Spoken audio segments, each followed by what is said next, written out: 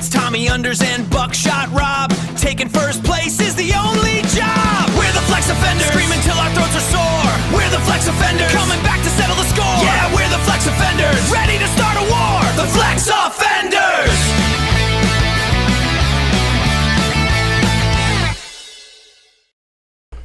All right, welcome into Flex Offenders. This is our second official show with the name. We do have one unnamed, but we're going to call this Flex Offenders number 2.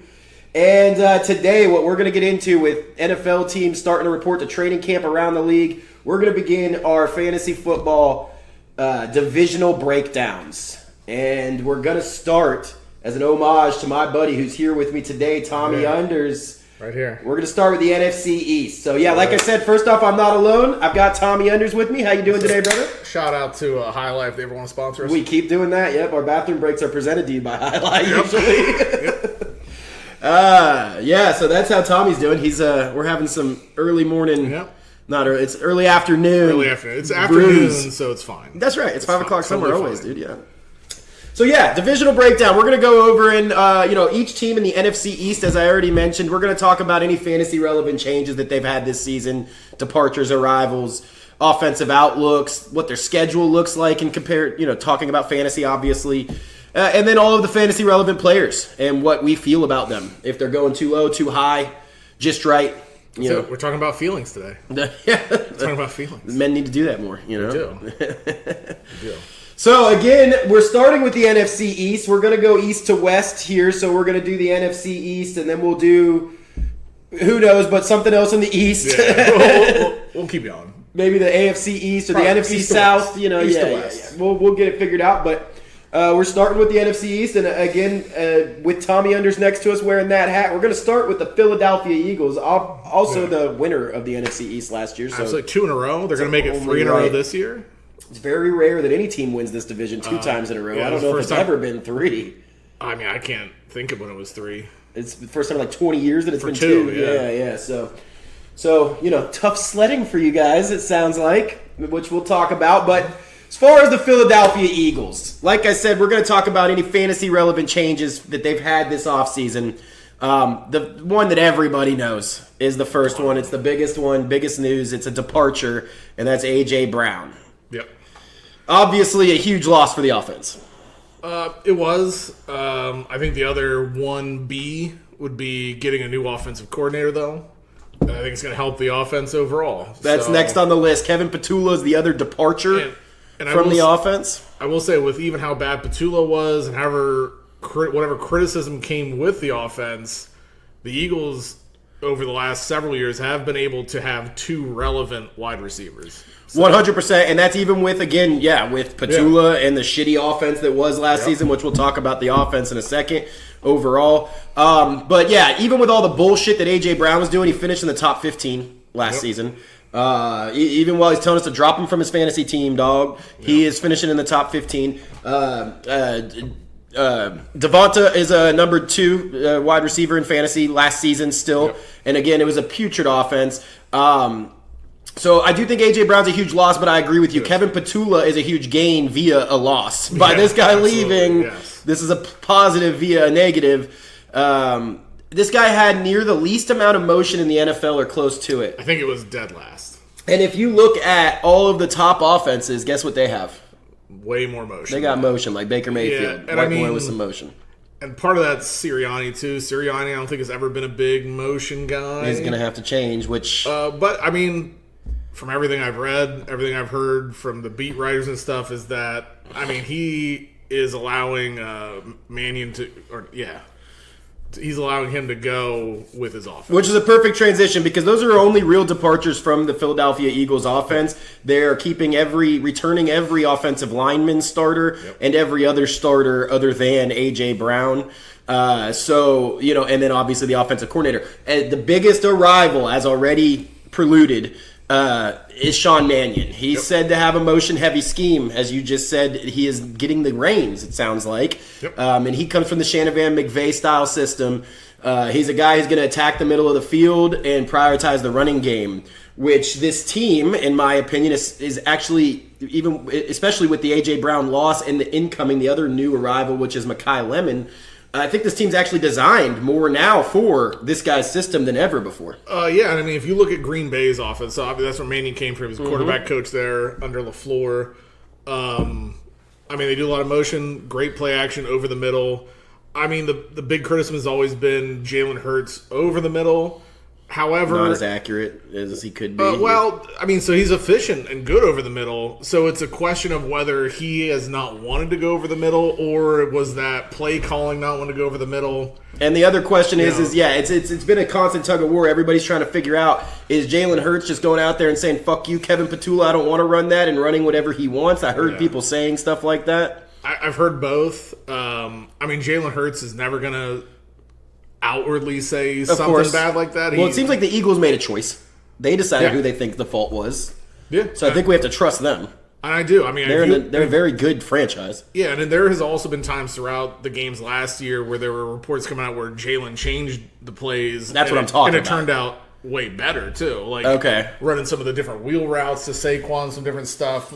You know, it was said that a lot of that was Jalen Hurts changing stuff at the line and calling his own shot here and there. So, you know, it's probably Super Bowl MVP quarterback, franchise quarterback. You know, like I thought a lot was made out of nothing with that. He changes the play shit because, you know, Aaron Rodgers changes the fucking plays. He doesn't listen to an offensive coordinator. Matt Stafford. I mean, anybody that's worth a damn is going to be doing that. And he's going to say, get the fuck out of here every once in a while. So I don't think there's any problem with that. And I do think, so that means, you know, people are like, is he even going to listen to Sean Mannion? I think he is. And if he does, and he attacks the middle of the field and they prioritize the running game and give Saquon back to, you know, Super Bowl year Saquon, with that offensive line that's still all there, as mentioned, you know, this could be a huge difference in their offense. And I project it to be. Which is perfect. Next thing here we want to talk about is the offensive outlook as a whole for this team. They were 24th in total offense last season. Like I just said, I believe this to get a lot better this season, which means a lot of these fantasy options are going to be a nice value, right? Because their lackluster years last year bring down their ADP this year. Yep. You know, now I do think some of, you know, not everybody that drafts fantasies retarded, so people are aware of this as well. So some of it's, you know, we're going to go into the specifics in a second. But there's been a lot of biases against some of the players too, and whether that's because of the offense, because of Jalen Hurts, whatever. I mean, you probably could get some good value on some of these guys. There's a topic we got to touch on We Promise We Watch Sports. It's not for fantasy, but I don't know if you heard about the A.J. Brown, Jalen Hurts drama with the chick. Did you hear about that? I want to say I did. I don't remember. We got that's for another show. We got to get into that though. Well, but I do know he didn't invite him to his wedding. But there was like there's some trainer, like not for the team, like a private trainer that AJ Brown was banging and considering one of his number one girls. He was talking shit on him and stuff. And then I think some other player was, and Jalen Hurts knew about it and didn't tell AJ. But anyways, like I said, for another show. Well, offensive outlook, their projected win total at 10.5 is what Vegas has it at. They won 11 games last season. They relied heavily on their defense, as mentioned, 24th total in offense. And I'm sure they're still going to be a very good defensively team, but we think the offense is going to take a step forward. So I like the over on 10.5. I 100% like the over on 10.5. They made real positive changes on defense. Mm-hmm. And you lost what, Jalen, the edge that you got only halfway through the season last year, anyways. Phillips, yeah. But then we bring in Nolan. Nolan's still there. Oh, the other Georgia linebacker then. Oh yeah. Nakobe Dean. Yep. Yeah, but Nakobe Dean played like in 2 seasons, like half a season because of injuries. We upgraded edge with. Over Jalen Phillips. The guy you got is better. What's his name? I forget, but big from name. The Vikings. Yeah. So anyways. Fuck, bro. Now it's pissing me off that we don't know. It's a Florida Gator, dog. I love that guy. Is Grenard? Yes. Yeah, Jonathan Grenard. Thank you. And we saw Vic Fangio, which, to his credit, Vic Fangio. There's a point where they thought he was leaving. He's an absolute genius. One departure not mentioned since we're talking about the offense here. And we do, defense does matter a little bit to fantasy because... if your defense is really good, then you're not going to throw the ball. No. So then that changes quarterback and wide receiver rankings. You are going to run the ball if your defense is really good. So then that elevates running back. So, but with that being said, offense, you did lose probably the best offensive line coach in the history of offensive line coaches this offseason. Yep. Sad to see him go. Said it was his time. He was done with it. So How do you think it's going to affect the team? I mean, like we mentioned, all offensive line starters are back. Yeah, so, I mean, the good news is that we have veterans on that offensive line as well. Thank you, Highlight, for the future sponsorship. So we do have... Oh, the great offensive line. And we have veterans there. Mm-hmm. And I think that helps. And some of the veterans that have retired, such as Jason Kelsey, some of the guys have stuck around the building too. So overall, I mean, I think they're going to be fine. The real thing's going to be is when Lane Johnson leaves, how's that going to be impacted whenever now you have to coach up somebody else? Yeah. We'll see. This and year, you guys attacked some of that in the draft? No, yeah, we did. It's going to be more down to like how the coaching works after that. I think they'll be okay, though. Well, and that's why I think they're going to be okay. You got these veterans that they know what they're doing already. How much does coaching really matter? I mean, obviously the guy was great, the coach, but when you're a veteran, these guys are coaches on the field, a lot of them, right? Exactly. And this new system, I think, is better for them overall and better for the running game. So I actually think the new coaching is going to work out. So, again, I'm projecting a leap in their offensive numbers. I do not think they're going to be in the 20s as far as a total offense this year. Their running game was in the top 15. I think it's going to be top 10 now. Yep. And then passing's probably going to increase just with the over-the-middle stuff. I mean, Godare and Mekhi Lemon, and I think they're going to do pretty good stuff. I like what I saw from you guys this offseason. I like it, especially if they bring back some more of the RPO with it too, over the middle. I think it's going to take a ton of pressure off the offensive line. Takes pressure off of Jalen Hurts as well.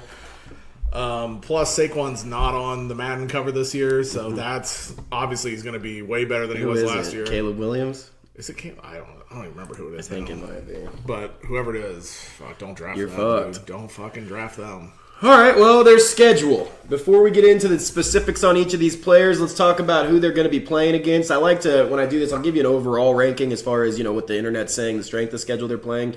But also, I like to look at the first few games and then the playoffs, right? So they start at home against the Commanders, then go to Tennessee, go to Chicago.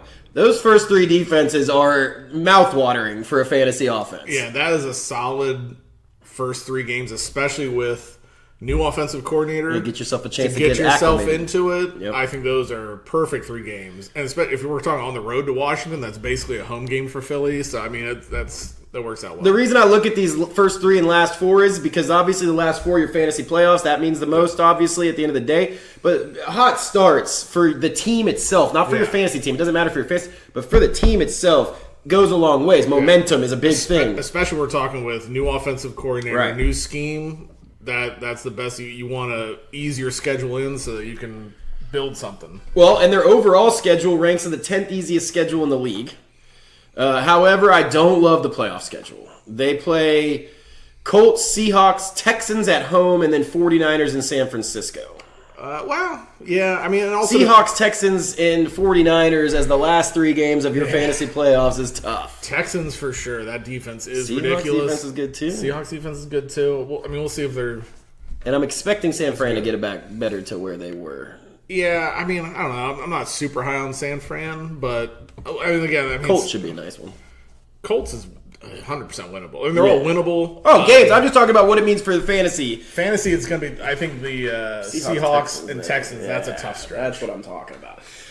And, that would be to make it into your championship. So, fantasy relevant players on the Eagles. We got a lot to talk about here, among the most out of all these teams. So let's jump into it.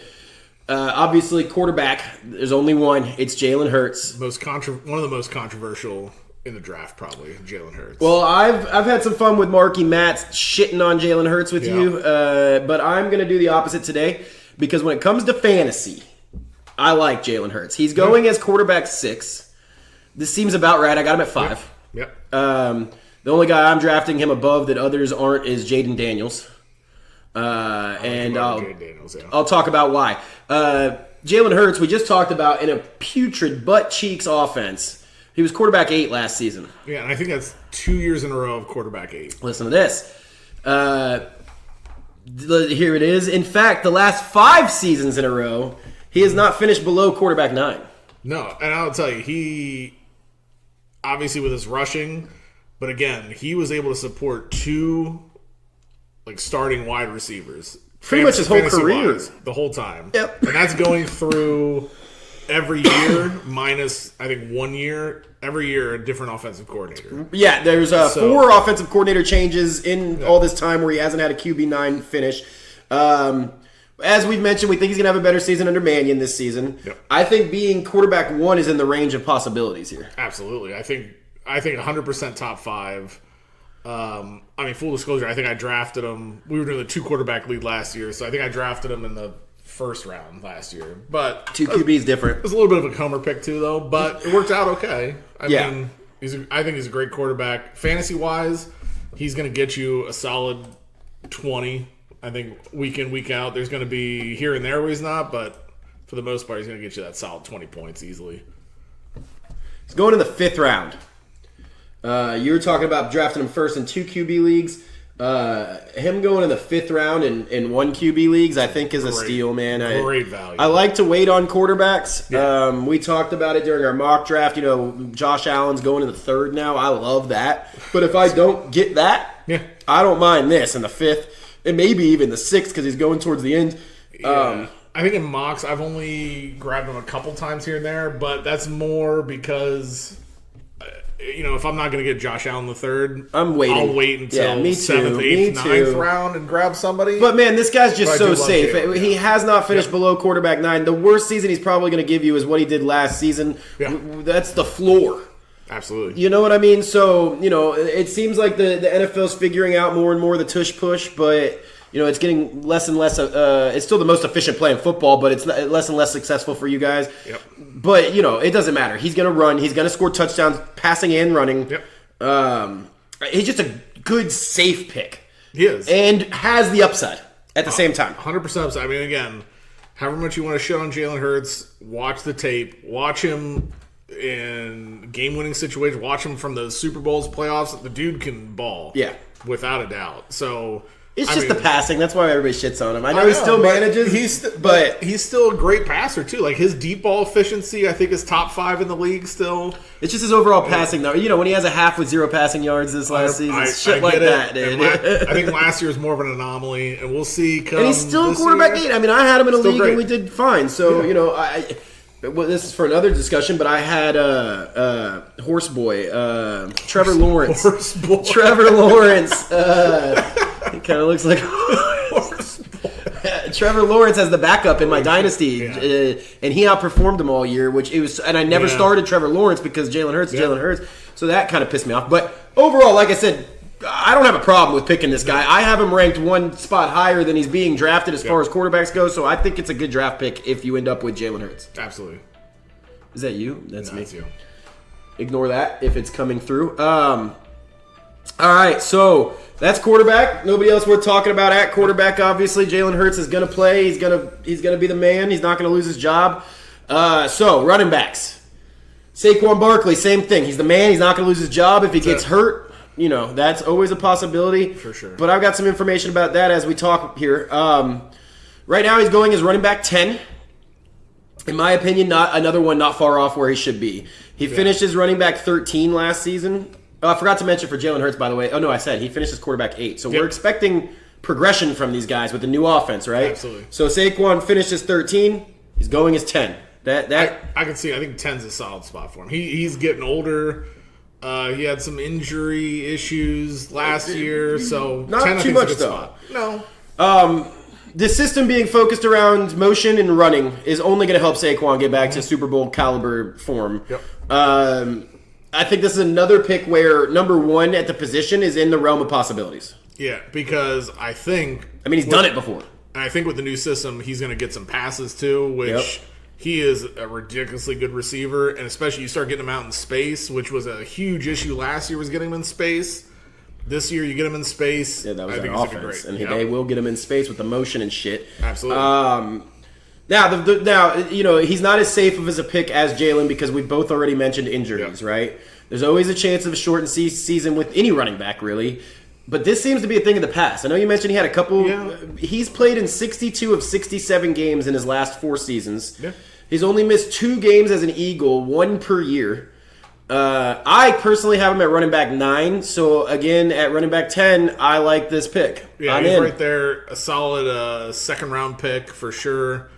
I mean, the only thing is he's hitting that 30 mark. You know? I know. And that's when things. But I don't think he showed me last year anything that was him slowing. It was the scheme. It was the offense. There was no gaps. I agree, and I think, like I said, that's why I think the second round I think is great. I know you're going to talk about Tank Bigsby here. I think they're going to work Tank Bigsby in a little bit more because of how he played last year as well. I always liked Tank. And we could go ahead and start talking about him. We say what there is to say about Saquon. Yeah, so I think Tank's going to get worked in a little bit more this year. Last year, people were, again, on the Eagles side, at least from, my Eagles blogs and all that shit that I'm on, people were calling for more Tank because of how he runs and because of that system. Now, in this system... I mean, first off, his fucking name. He runs like a tank. And well, you just got to... I just think everybody's going to call for a guy named Tank. Especially in a city like Philadelphia. Of course, yeah, they love Tank. So, Philadelphia because it's the backup. If there's a backup there, right, that's what I mean. And then your backup's named fucking Tank, and he's a running back, dude. I didn't even know that. I'm sorry to interject, but I am happy to hear that because I view Tank as now. People say insurance backs a lot in this business, fantasy football. Not all backup running backs are true insurance backs. True. Right? Some guys go down, and even though they may be a workhorse, when they go down, they don't like their backup enough to make him a workhorse, so now they create a committee. Yep. Tank Bigsby's a true insurance back. If 100%. Saquon goes down, we know it's going to be all Tank. Yeah, and he'll get those yards and points. So I think they work Tank in. But if he's also being worked in, then he should be getting drafted, and he's not. I don't know if I would draft him. I'll put it that way. I don't know if I'd still draft him. If he's going to get worked in, I'm interested. I mean, he's not a bad late-round flyer for sure. If you have Saquon, I would say definitely take him late round if he's there. I think it'll get worked in. I don't know if it's going to be enough to be like a flex play worked in, but I do think he's going to get more work than he did last year, even with Saquon healthy. His ADP is 187, so he's being drafted as the 187th player. That is at the end of the that's in our league anyways, with as many bench spots as we have in 12 teams and all that. That's drafted. It's not, like you said, end of the thing. It just, to me, I was already looking at, I wrote on here, I'm not probably drafting him, but I'm going to keep my eye on him if anything's happening. If Saquon's limited in practice, then I'm going to be probably picking him up. But now that you say he's being worked in, I kind of like it. But with that being said, keep your eye on Tank Bigsby because, again, true insurance back here. Saquon Barkley goes down for any week, this guy's going to be a top 10 running back. Yeah, and I mean, look at Green Bay last year. They were working in, I can't remember his name. They worked in their Marshawn Lloyd? Maybe, is that what it is? It's one of their backups. They worked him in a little bit, and that might have had more to do with Josh Jacobs also with injury issues. So and now there's new problems there, but that's for another episode too. So I think they'll work Tank in a little bit more, and that's also to preserve Saquon a little bit more because, I mean, he also had a ton of workload over the last however many years. So he's built for it, though, man. I've seen them fucking legs. Fucking Saquon, man. Yeah. Saquon bar. All right. So running backs. Draft Saquon. Yep. Keep an eye on Tank and name your kid Tank. All right. So then wide receivers. I think there's, again, only really two to talk about here. Yep. And it starts, obviously, with Devontae Smith getting his first chance at being a true number one, even though technically I think he led the team in receptions, yards, and everything last year. But yeah, I mean, if you look at the games whenever A.J. Brown was out, he was a easy top 10 receiver. With A.J. out, I think he's going to continue that. He is one of the wide receivers who can – they're going to have him as their deep guy, but he is one who can do deep. He can run crisp routes, and even given his size, because he's a thinner guy, skinny Batman. Yeah. If you ever watch him on those now he finally gets to actually be Batman too. But on those jump balls, I'm telling you, he can grab those jump balls. Oh, it's crazy. No. So I was doing research on it, and one writer I saw. Sorry, I wish I even paid attention to your name. I don't know whose article I was reading, but called him a 3-tool player. Like as far as a receiver goes, he can do the deep ball. He can run routes. He can go up and get it like you're talking about in the end zone, even though he's a smaller frame guy. Slim Reaper over here, but I mean, I have wanted to hate on Devontae Smith since the beginning because of the frame. I didn't think there's any way he could be going across the middle in the NFL like he was in college and live. He has. Yeah, and between the two of like him and A.J. Brown, Devontae is almost never hurt. I know. And that's what I'm saying. He has. He's proven me wrong. He plays way bigger than what he is, and I think he is especially if you're going to get him in the third, fourth, I think maybe fifth round. Yeah, glad you bring it up because I like to go over all these stats about these guys. He's being drafted in the third right now at current ADP. Yeah, he's wide receiver 20. I think if you get him there, you're getting a guy who could easily be top 5 wide receiver. So this is another one of those, like we've said for the first 2 starters here. The realm of possibilities is he's a great wide receiver 1 league winning type player for you. Now there's obviously the other realms of possibilities. Like last year he finished wide receiver 25. We talked about it at nauseum already. The new OC, Mannion, he's going to hit the middle of the field. He likes quick passes rather than giving the time for deep throws. He doesn't want Jalen holding the ball back there. So waiting for something to develop late. So you would think AJ leaving, Devontae becoming the number 1, that's a huge plus for him. But he's going to get number 1 corners now. Yep.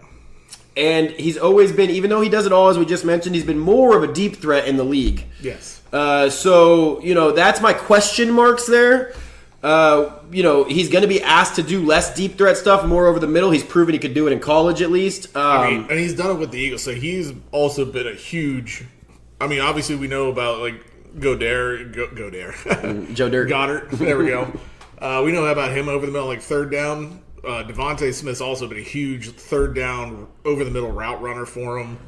I don't think that's going to change that much. I think they'll design stuff for him to get it over the middle, intermediate routes too. And like I said, you can look when A.J. Brown was out, how he played with those number 1 corners. Again, it's small sample size, but he was able to perform. Does good. You're right. Able to perform there. I expect him to do the same. Obviously, there's always that. I'm just putting out any questions. I'm just putting out any questions there might be. Valid. Because everything we're saying makes it sound like he should be drafted wide receiver 12, right? Like, this is the reason he's going in wide receiver 20. 1. Well, this is why he's 20, is because there are still some questions. And that's valid. And then, obviously, Jalen Hurts. Like, I know everything. So I have him as wide receiver 21. He's being drafted as wide receiver 20, so this is another one where I think it's right around where it should be. I had the other 2 guys 1 pick below, higher. I have this guy 1 pick lower. And the only thing that scares me, and again, obviously I'm a huge Eagles homer. Yeah. The only thing that scares me always about Eagles wide receivers is what happens whenever, like I said, the defense is playing great. They're up 17-0, 21-0, 21-7. Are they hitting those deep intermediate routes, or are they just going to try and pound the shit? Not with the new offense, from what I'm seeing, and that's what scares me too. That's what I'm saying. Yes. So I think that's definitely valid because you're going to hit some weeks where he's going to get dominating single digits, where they said, "Fuck it, I'm just going to run the shit out of the ball." And then, you're going to have to deal with those weeks too. So that does scare me a little bit with them. So for those reasons, plus the fact that I have him in my Dynasty League already, Jalen Hurts and him, by the way, in that Dynasty. Not one I'm in with you, a different one. But I haven't found myself drafting him in many mocks. I think, part of me is I like to have shares in other guys. So if I have him in another league, that already knocks him down a little bit to me. So, but even without that, there's guys that I like that are being drafted around the same time, slightly more. Like Emeka Egbuka, Jalen Waddle, Travion Henderson, Cam Scatteraboo. If I don't have a tight end, Ty Warren. That's the end of that tight end gap to me. So I like Quinshaw Judkins, David Montgomery. These guys are all being drafted below Devontae Smith, and I don't know. Depending on how my team's going, obviously. Yeah, that's going to depend on the flow of that draft, on how you're set up early as far as whether you're getting wide receivers or running backs. But even if I'm getting receivers, I'm probably leaning Emeka Egbuka. I don't mind Emeka. I have him and Emeka right neck and neck. Jalen Waddle. Jalen Waddle. I like Jalen Waddle's situation for sure. That's what I'm saying. So Zay Flowers. But again, that's probably the line. Now you got Devontae over Zay, right? I have Devontae over Zay. I have him over Jalen Waddle probably too. But I think close. And again, this is for another episode. Whenever we do that division, I think Jalen Waddle's in a real similar situation too as Devontae, where you have a team who wants to kind of not necessarily run the ball, but they're heavy defense. If they go up 17-21-0, or if they go up 2 scores, how much are they going out there? Well, I'll tell you what also worries me about Sean Payton is he's more of a one receiver lives guy. There's not been very many teams Sean Payton's coached where 2 guys on the receiving core are doing great. So now it's just who is it? Because Cortland Sutton's done great there. I think Jalen Waddle takes the job. Waddle's the best wide receiver on the team for sure. Yeah. He reminds me of Devontae Smith. But I think it's a similar situation to the Eagles where you have a very scheme. You have a defensive heavy team. Are they just going to try and pound the ball whenever they're up I could see that too. That's going to be an issue. But, so my overall, looking at it from a top, Devontae Smith is not a bad draft pick. There's not going to be one of these picks where when you make it, there's a guy in the corner of your draft party go, fucking idiot. Absolutely. That's not happening. No. Nobody's saying that no matter what. Even the biggest Eagles haters know it's not a bad draft pick at wide receiver 20 in the third round. If you're hitting him third, fourth, fifth round, if you're getting Devontae. Well, if he's in the fourth or fifth, I'm taking him. For sure. Yeah. I think I've got him a bunch of times in mocks in like the third, fourth, depending on how that's working out. I think, so what scares me, I think the only reason I'm really not ending up with him more, I think it's a little inflated because of, like, his ADP's a little inflated because of no more AJ. Like, everybody's expecting him to become Randy Moss all of a sudden. I don't think it's going to become that because of the system. But I do think he's going to have a better year than last year, and last year's wide receiver 25. So that makes sense. I personally think he's going to be a top 10 wide receiver this year. That's hefty, and so realm of possibilities, 100% he could be a wide receiver 1 for your fantasy team. I think the floor is wide receiver 2. Yeah. So that's a great draft pick in the third round. He's going to be a starter on your team, not a flex. 100% He's not a flex offender. He's a starter. So, yeah. With that being said, the only other receiver worth talking about on the Philadelphia Eagles as far as fantasy goes, I'm sure there's plenty that are going to help the team, is Mekhi Lemon, the rookie we already mentioned, or I forgot to mention during the arrivals, is Mekhi Lemon and Eli Stowers. But new arrivals to the offense, there's not many. It's basically the system. That's the new arrivals. And then Mekhi Lemon. So this guy's going as wide receiver 35 in the 6th round. What do you think about that, Tommy? I think Mekhi Lemon's perfect for the offense they're putting in place, which is why they drafted him. They moved up to get him in the 1st round. So obviously they have investment in him. 6th round, I don't know if I like him in the 6th round. I think it's going to take a little bit of time to get him going, probably, just because he's a rookie. He's got some injury he's coming off of, too. Yeah, I don't know if I like him in the 6th round. So I focus less on the 6th round and more on he's going as wide receiver 35, and I like him as wide receiver 35. I like him. I have him ranked personally as 33, and I think I might even have him too low. I find myself getting him in a few mocks because of the value. Yeah, I mean, it's tough. I mean, that kind of middle-ish round is tough. Of course, it depends on how your draft's going, like everything else. I think it's going to be great. I think there's obviously going to be a focus on Goddard as that number 2 He's going to be target. The real middle target, I think. You're absolutely right. We'll talk about that in a minute. Yeah, but Mekhi Lemon's going to definitely be the wide receiver 2 on the Eagles. And like we said before, the Eagles have, in even shittiest offenses, have been able to support 2 starting wide receivers as far as fantasy goes. This is going to be the one. He's going to be the one. If you draft him, I would say be ready to have some patience, and that's going to be that first 3-4 games. So we'll see how it goes. We'll have other episodes about overall draft strategy, but something we will talk about in that episode is when drafting rookies in general, you need to have patience, right? Like, you're taking a guy that's got to get used to the team, got to get used to the system. But with that being said, what's the award called for the best receiver in college? Biletnikoff. The Biletnikoff. This guy won it with over-the-middle eliteness. Like, I mean, he was fantastic in the middle of the fucking field. The guy can run the shit out of routes. Bro. Without a doubt. I love him for the team. I think his skill set fits the scheme the best out of anybody on the team. And if you're in a dynasty league, first rounder. Oh, easy. yeah. I was able to somehow in our dynasty. Oh, I did get him in one, actually, yeah. In our the same one I have Devontae Smith. So in our dynasty, I went 2 wide receivers. I traded Devontae. Him and Omar Cooper, but I got Mekhi Lemon in the 1. I'm super excited about that. I like Omar Cooper a lot, too. That's another topic. Overall, he's going to be the wide receiver 2. He's going to definitely make moves this year.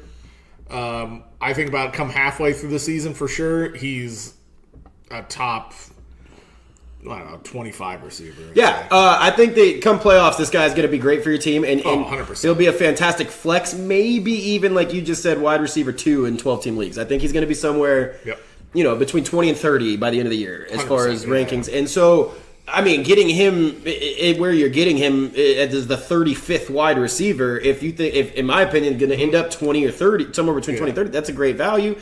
I can see myself drafting him. I like the pick. Yeah, and I talked shit about Mekhi Lemon because how weird he was at the draft. I tried to fight a guy at the draft party because he was little. But I will say, like, the way, again, looking at a bunch of the blogs and the insiders and the beat writers and stuff, like he is so focused on how he's improving himself and working himself in that team. He's creepy. Creepy as shit. Reminds me of like a snake in a cartoon, like a bad very snake. serial killer like, Yeah, but something weird. serial about it. killers super focused. They're usually great at the NFL. They are. Aaron Hernandez. Like he was solid. I had him on several fantasy teams and I did great. Aaron Hernandez. Yeah. Back in the day, it was great. But like he has a serial killer like focus, and I feel like that's actually really it's not good as a bad rookie. thing. Yeah, I'll take that. Came off weird. I just think the way he was talking to the media is where all that came from. He was just for being sure. strange, Weird but, as shit. But that's okay. Wide receivers Who gives are a weird for the fuck? most Yeah, part. who gives a fuck? I don't care about any of that. I think the value here is great. I'm taking Mekhi Lemon if I can get him.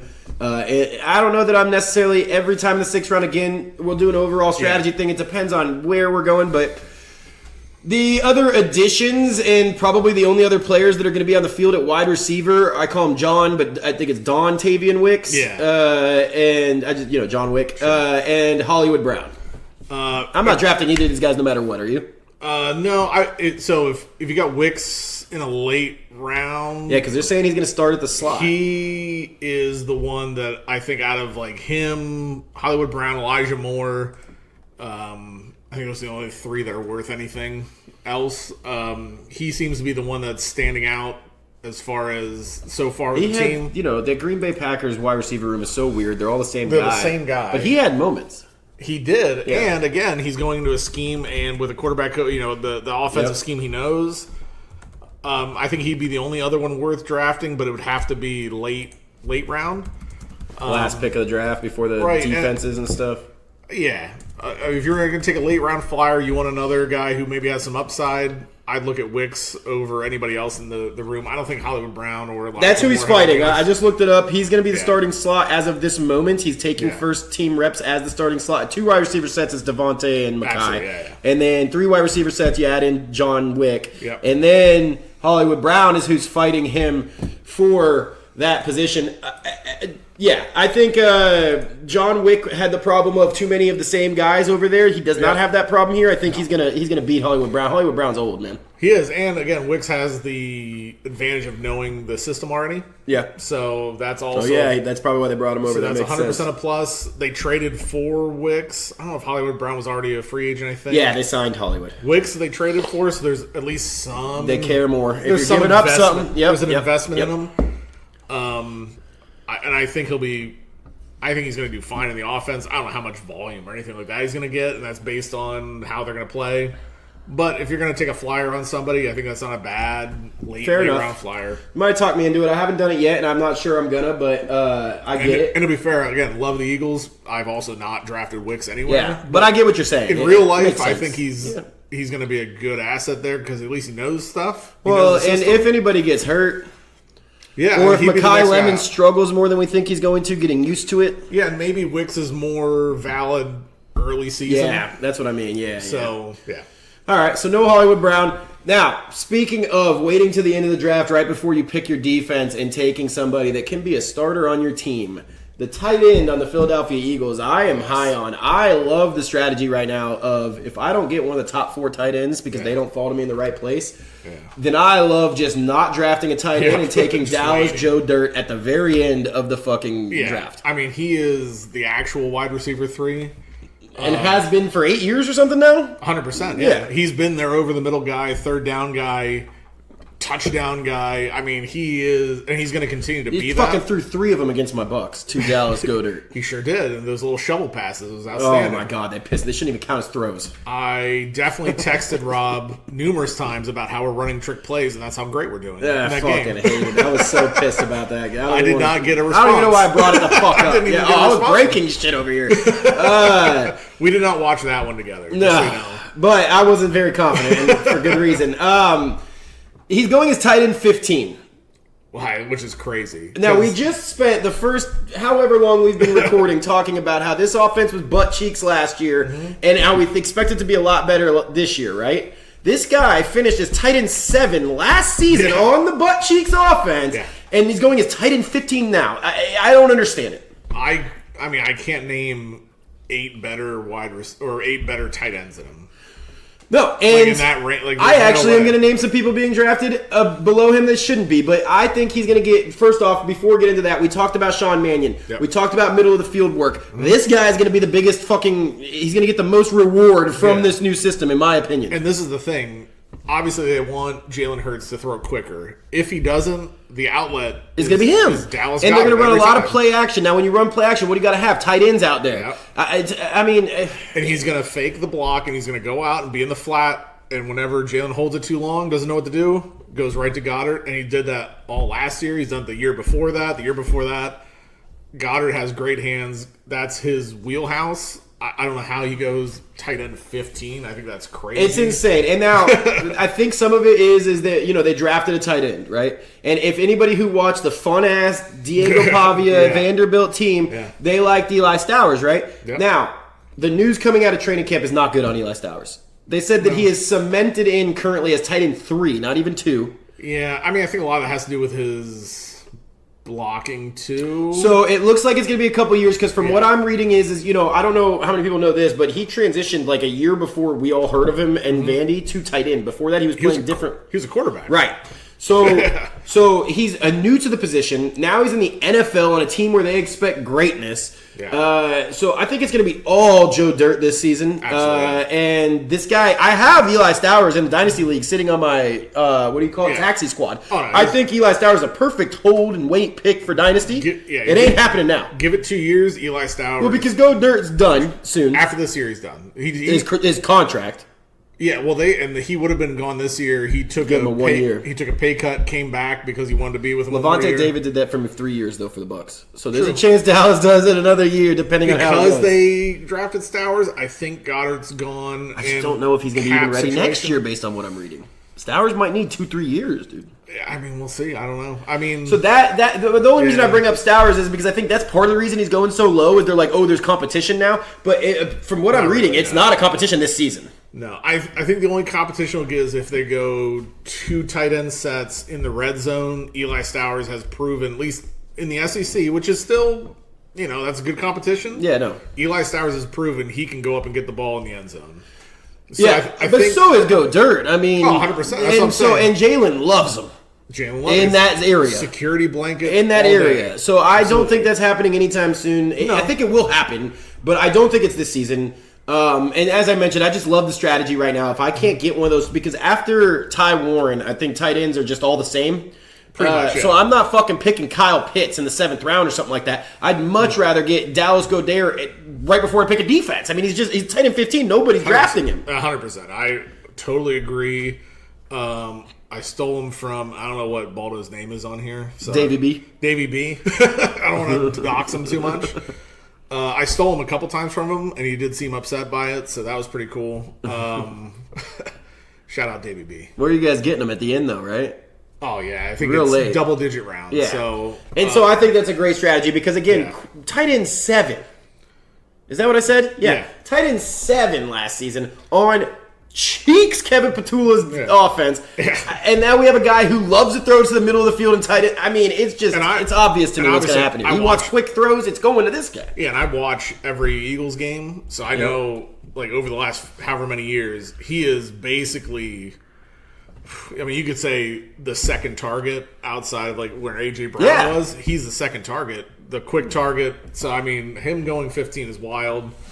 Goddard's still got it. I still wish he would have changed his name to Philly off of the petition. I know. The name sucks. But it's a good transition to now we have to talk about all the teams. This was an homage to Tommy. We picked the NFC East to start because Tommy wanted to go east to west. So I said, hey, we might as well start with the NFC Well, East. that's one, the East Coast better than the West Coast. The only East Coast is the best coast. I don't care what they say, Beast Coast or whatever. But the only bad part about starting in the NFC East, Tommy, is now we got to talk about all your least favorite teams in the world. Well, here's the thing.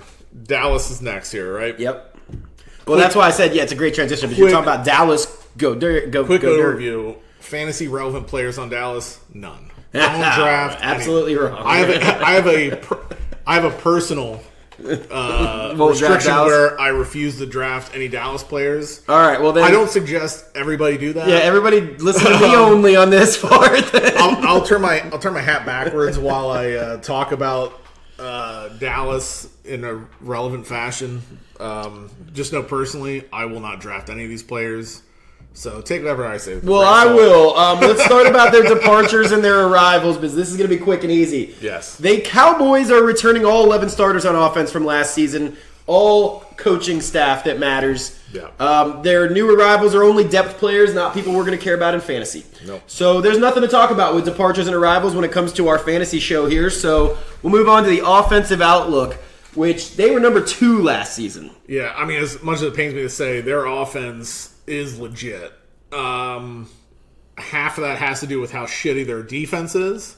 So I do think part of how their offense is going to look this year is depending on how much their defense improved as well. I mean, so it's like you read my notes, what you don't before we get here. But the only reason I could see for them not to be a number 2 offense this season is the defense, in my opinion, is better. Yeah. And just a shout out to Rob here. He takes extremely good notes and he lets me read them a lot of times. I take very few notes. Just giving us a. I just want us just a shout out I just to want Rob a train track, something for us to ride down here. A shout out to Rob with how awesome he is for taking great notes and letting me look at them sometimes, and I appreciate that. You can look at him whenever you want. I appreciate it. Like I said, just want to make sure we have our shit together here. We want to have fun, and we're not. I don't think we're trying to be known as the guys who know everything and get everything right. But with that being said, it's good to have some real information when we talk. So again, number 2 offense. The only reason I can see them getting any worse is just like you said, the defense is probably, I think, is way better. If they don't need to light it up on offense, as we already talked about earlier, then, because they're already winning, then things change for your, offensive projections. With that being said, their projected win total's at 9.5. They won 7 last year, so it looks like Vegas also thinks the defense is going to be a little bit better. Yeah, I mean, I can see him hitting 9 wins. I could probably see 10. I don't know if I'd bet it, just because I think I'm right on that 9-10 edge with them. So I'd personally stay away from it. Well, in order to determine if they're going to win 10 games, you got to know the schedule, right? Yeah. And so the schedule, they have the 13th easiest schedule, so that's almost middle of the pack. They start at New York against the Giants. Then they come home against the Redskins and the Ravens, and then they go to Houston. So as far as their first 4 games, you got, the Giants actually have a good defense. Yeah. Redskins, no. Baltimore, not last year. Houston, great. So not the easiest start. Baltimore could be good this year at defense, too.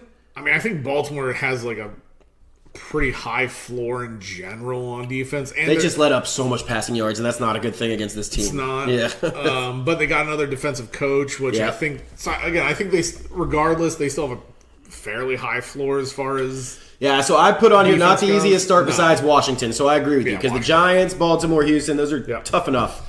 The playoff schedule includes a bye week. Hate to see that, obviously. Then they play the Rams at home. I'm sorry, the Rams in LA, and then the Jags and Giants at home.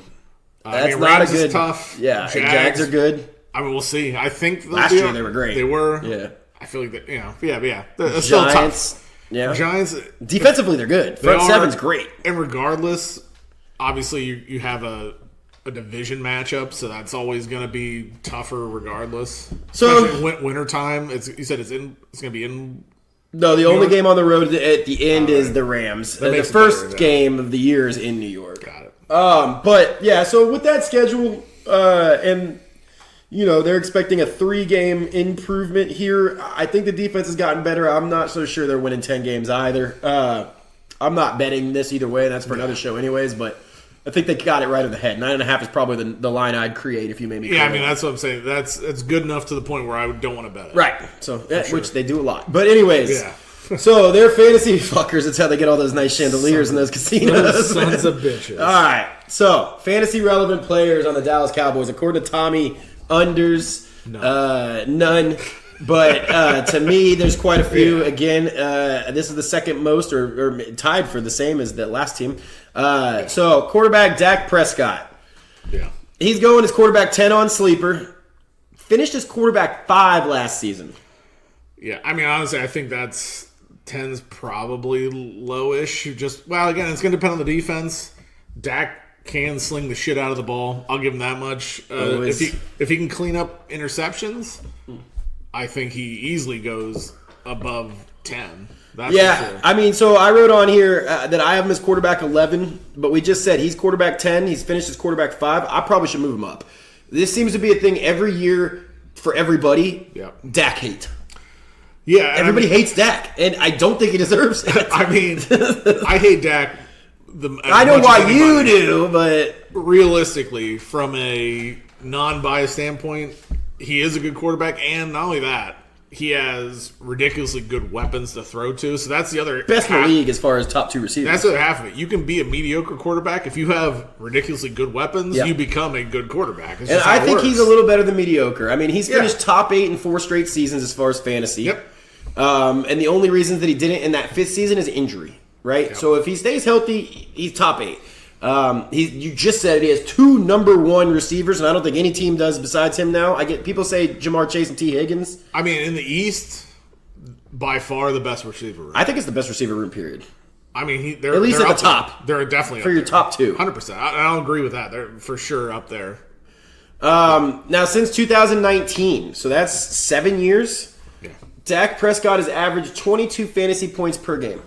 Yeah. I mean, he's not going to get you rushing, but he'll put up And even yards he and gets touchdowns. a couple here and there, but yeah, not a Not lot. enough to Not be a lot. relevant, but he's going to get you passing yards without a doubt. Because look at last year. They'd go down however much, and then they would just he'd throw for like 400 yards and however many TDs just because they had to. Now, you mentioned, I mentioned that I have him 1 rank lower than he's being drafted, quarterback 10 compared to quarterback 11. With that being said, I'm a big wait on quarterback guy. You mentioned it earlier. Yep. If you don't get Josh Allen in the 3rd, then just fucking wait and grab one of these guys later. I love that strategy. Dak's one of the guys I am targeting to do that. You can wait and grab this guy super late. He's going in the 7th round right now. And again, he is coming off a quarterback 5. We think the defense is going to be a little bit better, so he's probably not going to be quarterback 5 again, right? As we've been talking about, he's probably not going to throw it as much. No. But I have him at quarterback 11. He's being drafted as quarterback 10. I think he's going to end up somewhere between 5 and 10. I think easily between the 8 and 10 range for sure. I mean, he hasn't been below 8 in 4 years. No, and he can sling the shit out of the ball.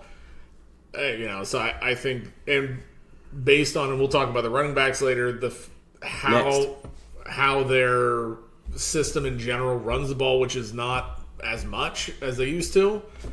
I mean, he just throws it nonstop. Yeah, but I think part of that is as I mentioned during the offensive part, they won 7 games last year. Yep. Right? They were down a lot. The defense was absolute cheeks. They did so much to improve that front 7. So I think now they're going to run more. And as you mentioned, then we got to talk about their running backs because this is another fantasy relevant player to everybody but Tommy Unders, and that's Javonte Williams, who I've loved since college. Javonte Williams, I was waiting in Denver for him to become the thing, and he never did it. But he did last year. Right now he's going as running back 19. He finished as running back 11 last season. I think 19 is too low. I think if you are going the 0 running back or not as much running back forward, he is a ridiculously good value in the 3rd, 4th-ish round. Somewhere in there. I think he's a great value. And I used to have Javonte Williams a whole bunch when he was on Denver. And he probably pissed you off back then. Also thinking the same thing, that this is the year he's going to do something. Going to the 4th round.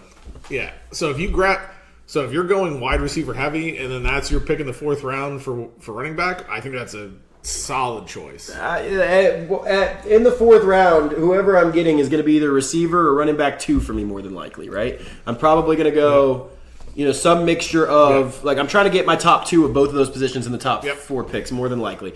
So, again, depending, but maybe I grab a tight end in there and then it fucks things up. But more than likely, I'm going 2 receivers, 2 running backs, top 4 picks. That would make Javonte Williams your 2nd running back.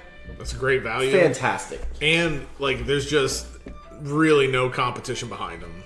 I mean, I don't think, what's his name? Jaden Blue? Jaden Blue, I don't think is a threat to get a ton of carries. That's one of those. We got Malik Davis and Jaden Blue. They're currently in a training camp battle to be the change of pace back. I'm not drafting either. I don't think either is an insurance back. I think there'll be a committee if this guy does go down.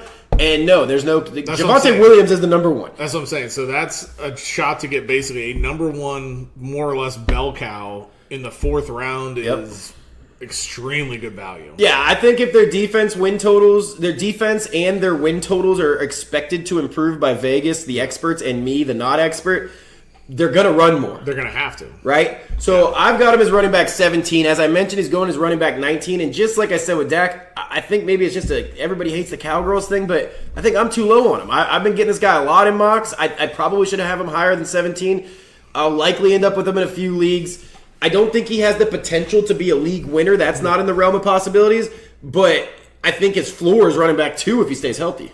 I mean, I think he's a guy who's going to get you solid points every week, which is... Gets a ton of touchdowns, which is great.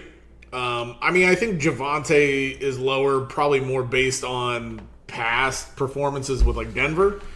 He probably jumped out last year. How many people got burnt year after year because everybody liked him? And that's what I'm saying. Yeah. So I think Dak is, more the Cowboy hate.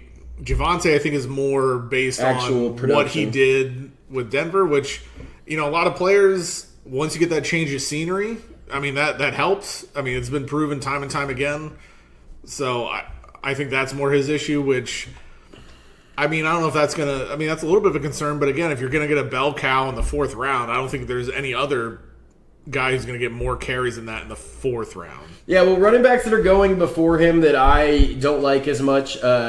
Travis A-Chain, they're telling us to call him now. Yeah, that's weird. I don't like it's hard, but yeah, Travis A-Chain Jr., Bucky Irving, even as a Buck, it's kind of tough for me there. I love our addition. I love Bucky, though. Yeah, but I love our addition of Gainwell, best name ever for a running back. I love Gainwell, and I think he's going to take most of the passing work from Bucky, and I just don't know Bucky's designed body size. That's for the NFC South, but... so, there's a couple running backs, and they're being taken a lot earlier. So I like getting Javonte Williams as my running back 2 much better than getting those guys as my running back 2. Yeah. So I think he's a very draftable player. And I'm looking at the thing right below him. You got, Travion and then Scattaboo. Yep. I definitely like him better than both of those guys. Yep. Travion, this guy I think is too low. Quinshon, so again, his is more... Quinshon Judkins is more of a, I think, injury concern because late year injury. I like great till then. Dude. I like Quinshon overall better than him, but it's the injury concern stuff. It's a whole other topic again. Running backs that I like. But I do like him definitely above the 2 guys above. I could definitely see him again over Travis Etienne for sure. I'm totally with you. All right, so that's Javonte, and we already talked about Malik Davis and Jaden Blue fighting for the backup position. I'm not drafting either of these guys, so let's talk about wide receivers. The best. Sorry. Real quick, did we say what Javonte finished last year? 11. Yeah, okay, gotcha. Yeah, because I think I put it out as 12. Man, that's huge value for. That's what I'm saying. Yeah, absolutely. And I expect it to be, as mentioned, better with a better defense. Absolutely. So I don't understand why he's going low. Like you said, probably the Denver. Sorry about that. I couldn't remember if we actually. No worries. We were, rudely interrupted by bitch cunt Eli. But also shout out to Lagunitas if they also want to sponsor us. Or Modelo. Hey, Modelo. I will watch. I'll watch every fucking soccer game there is if they want to. I'll sponsor join us. the UFC. All right, hydration break. So, wide receivers. This is obviously the biggest position for this team. Yeah. They've got 2 number 1 receivers, as already mentioned, both in real life and in fantasy. Yeah. So, CeeDee Lamb. He's going as wide receiver 4. Yeah. I got him at 5, so this is another one I think is about right. And the only guy I like better that's not going below or higher than him is Amon-Ra. Yep.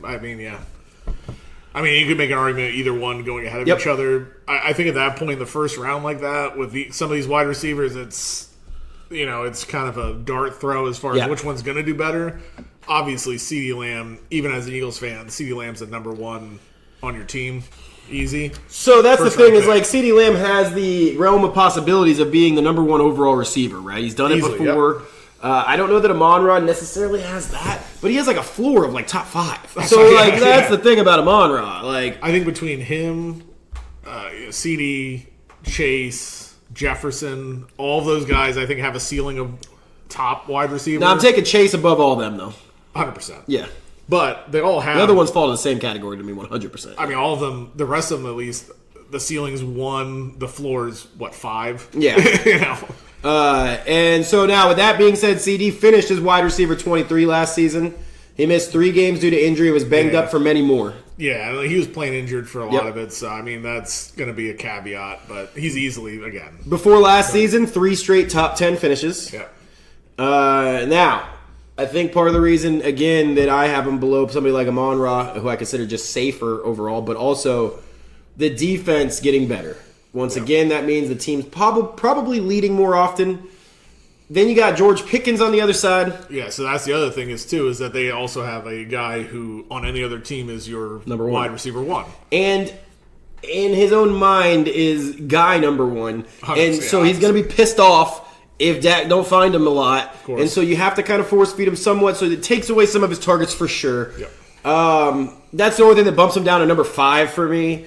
But I still have found myself, we've been doing a lot of mocks for our big league, 12 team. I'm pick 11 thanks to Paraguay. But you found myself grabbing him, at that pick.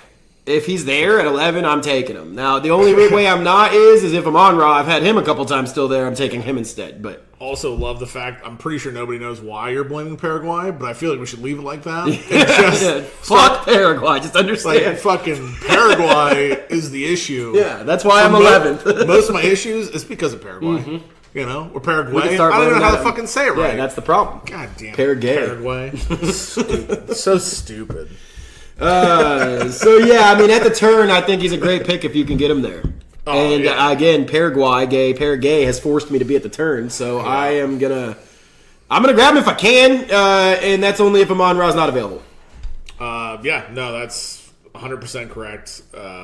CD obviously, and again, then the next round you can grab Pickens at the turn. So Pickens, he's going as wide receiver 10. He finished as wide receiver 4. Okay. Now, I have him as wide receiver 8. So slightly better than he is, but not 4. And because 4 comes from CD being banged up, missing 3 games. They're going to be winning more. So it also comes from they have to throw. They're going to not have to do that as much. We keep saying it, but it's important to these guys. I'm assuming CD is going to be healthy. You can't wish injury on anybody or just guess that there's going to be an injury. So I think that means a few less targets. But again, he was wide receiver 4 last season, so getting him at wide receiver 8 is already a slight decrease in production. Yeah. This guy's great, man. I mean, and then the other thing is we mentioned what he thinks about himself. This guy's playing on a franchise tag. Yeah, so he's looking for the next deal. So I mean, he's going to be out there. So far, his best 2 seasons have been contract years. Yep. And he's on another one. Yeah, and honestly, I didn't think he was going to stay with the Cowboys this year. So me neither. He's financially motivated, to say the least. Yeah, I mean, I think Pickens, like I said, on any other team is your wide receiver 1. Here he's going to be your 2. I agree. I don't think he's going to be wide receiver 4 again, barring injury. The 10 range, 6, 7, yeah. I think below 10, 8, 9, 10. I think that's easily doable based on how the Cowboys are most likely going to play, even with a little bit of a better defense. I think they're still going to have to air the ball out some. Yeah, well, and it's just their style. Yeah, Dak loves to too. And then Pickens has that upside of, is the focus on Pickens, is the focus on Lamb. The focus is going to be on Lamb. Pickens is going to get a little bit of better, coverage as far as got the 2 instead of the 1. Yep. And he's a wide receiver 1. He's going to be getting not the cornerback 1. So right. Guys, wide receivers in particular that are being drafted ahead of him that I would not draft ahead of him: Nico Collins, Malik Neighbors. I don't know. I like. Oh boy. See, it's tough for me because I don't draft any of these guys. I'll tell you why. It's simple to me. They're both coming off serious injuries, and they're both on worse offenses. I agree. I probably agree with Nico more than Malik. I think. Again, I understand. Neighbors, it could be a fucking league winner too. We're going to talk about him soon. And we will talk about more. Assuming Malik's better, I'd probably take him over because he is the sole one. I just think Dak's more capable of getting it to him.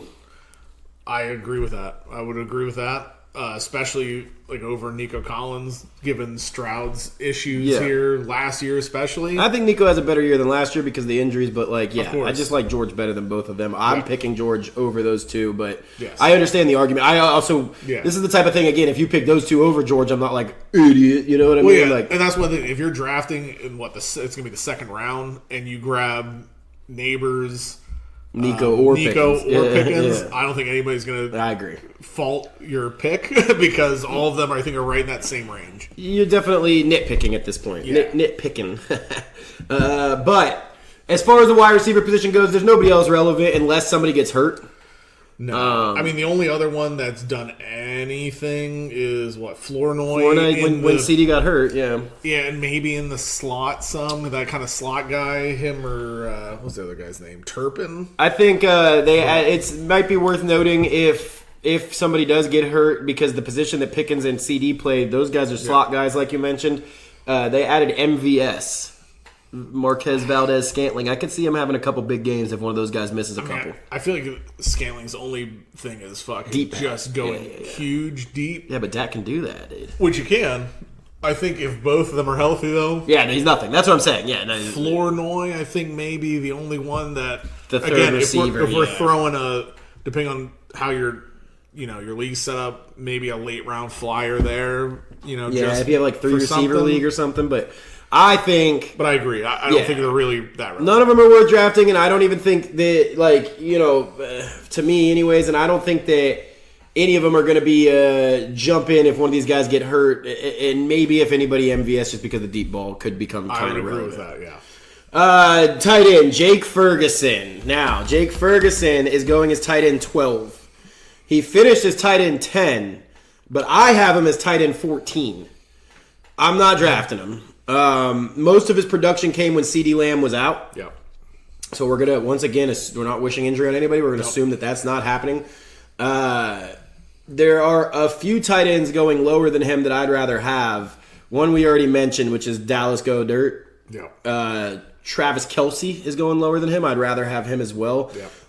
To me, I'm out on Jake Ferguson because you can get Travis Kelce and Dallas Goedert where it doesn't even matter. Yeah. So why would I take this guy? Yeah, he's not like a main target. And if you look at some of these numbers, even with the injury there last year, it is inflated by a couple big games. And the rest were super, super average, below average. And those big games were when CD was out. Right. I wouldn't draft him either. I think there's plenty of other guys who are better targets or going to get targeted more in those rounds you could get them. I totally agree. So, it sounds like in our league, if you want Jake Ferguson, he's free for the taking. Fucking take him. So that's our halfway point of the NFC East. We got 2 teams left, 2 teams that don't matter as much, but do have some guys worth talking about. So interesting. Let's talk about the Washington Redskins. I'm saying it till they say it again. Right. With that being said, fantasy relevant changes this offseason. Departures, there's a few. I guess the most relevant to fantasy is offensive coordinator Cliff Kingsbury is gone. Tight end Zach Ertz, who we'll talk about in a minute here, but he commanded a lot of the offense when he was healthy. Yeah. Austin Eckler. This is only relevant because when he was healthy again, he was getting touches, and they haven't added much. For those 5 games, he was great. And then probably the most relevant departure is Tyler Badass. I know that's not how you say his last name, but their center, Beatis, whatever, is a great center. He's gone. They've added a couple people who might be relevant to the conversation here today. Chig Okonkwo. I like Chig a lot. We just mentioned Ertz was a huge part of the offense when healthy. Everybody's been waiting for Chig's breakout, but he's been stuck in Tennessee. And even in Tennessee, I think I've had him as like a backup tight end and had to plug him in here and games. There. I think he's a solid target. They also added Rashad White. Always the backup, never really got much of a fair shot in Tampa, but he's always been pretty good, and they need running backs badly. Could he be the guy? I think they got a lot of running backs. They added another one, Jerome Ford. So those are the real arrivals that might become fantasy relevant. I don't know that Jerome Ford will, but maybe. So their offensive outlook. Last year they were number 22 in offense overall. Jaden Daniels missed 9 games, though, which is everything when it comes to that. That's going to be all, David Blau is the new offensive coordinator. He's said to be completely tearing down the offensive structure and system and installing his own new system. It's supposed to be zone run, screen heavy. They're getting rid of the fast pace and bringing back the huddle. I'm not sure I love this. I think that Jaden Daniels and this offense comes from, like, the value comes from broken plays and scrambling. I think and they're trying to get rid of it. That's what the whole system is designed to reduce, is broken plays and scrambling. He fit Kingsbury's offense. Yeah. I will say Blau comes from the dude from the Lions who's the coach for the... Ben Johnson? Ben Johnson. There we go. Thank you. He comes from the Ben Johnson tree. Yep. So I think he's going to try and set up something kind of similar. But I think the issue is Jaden Daniels fit Cliff's offense way better. I mean... Like, the things I'm reading coming out of training camp in the offseason about this guy, David Blau, is that he wants less hero plays, less broken plays, less scrambling, and more slow it down, zone run, like I said. I think that's stupid for the system, for the guys that they have in the system. I mean, for Jaden Daniels, that's the guy. That's not going to work. So I don't know how that's going to work out for him. But. Which we'll talk about more. But this whole their projected win totals at 6.5. They won 5 games last season, so Vegas is expecting them to get a little bit better with a healthy Jaden Daniels, but not much, and definitely not rookie year Jaden Daniels better. Yeah, I don't. Again.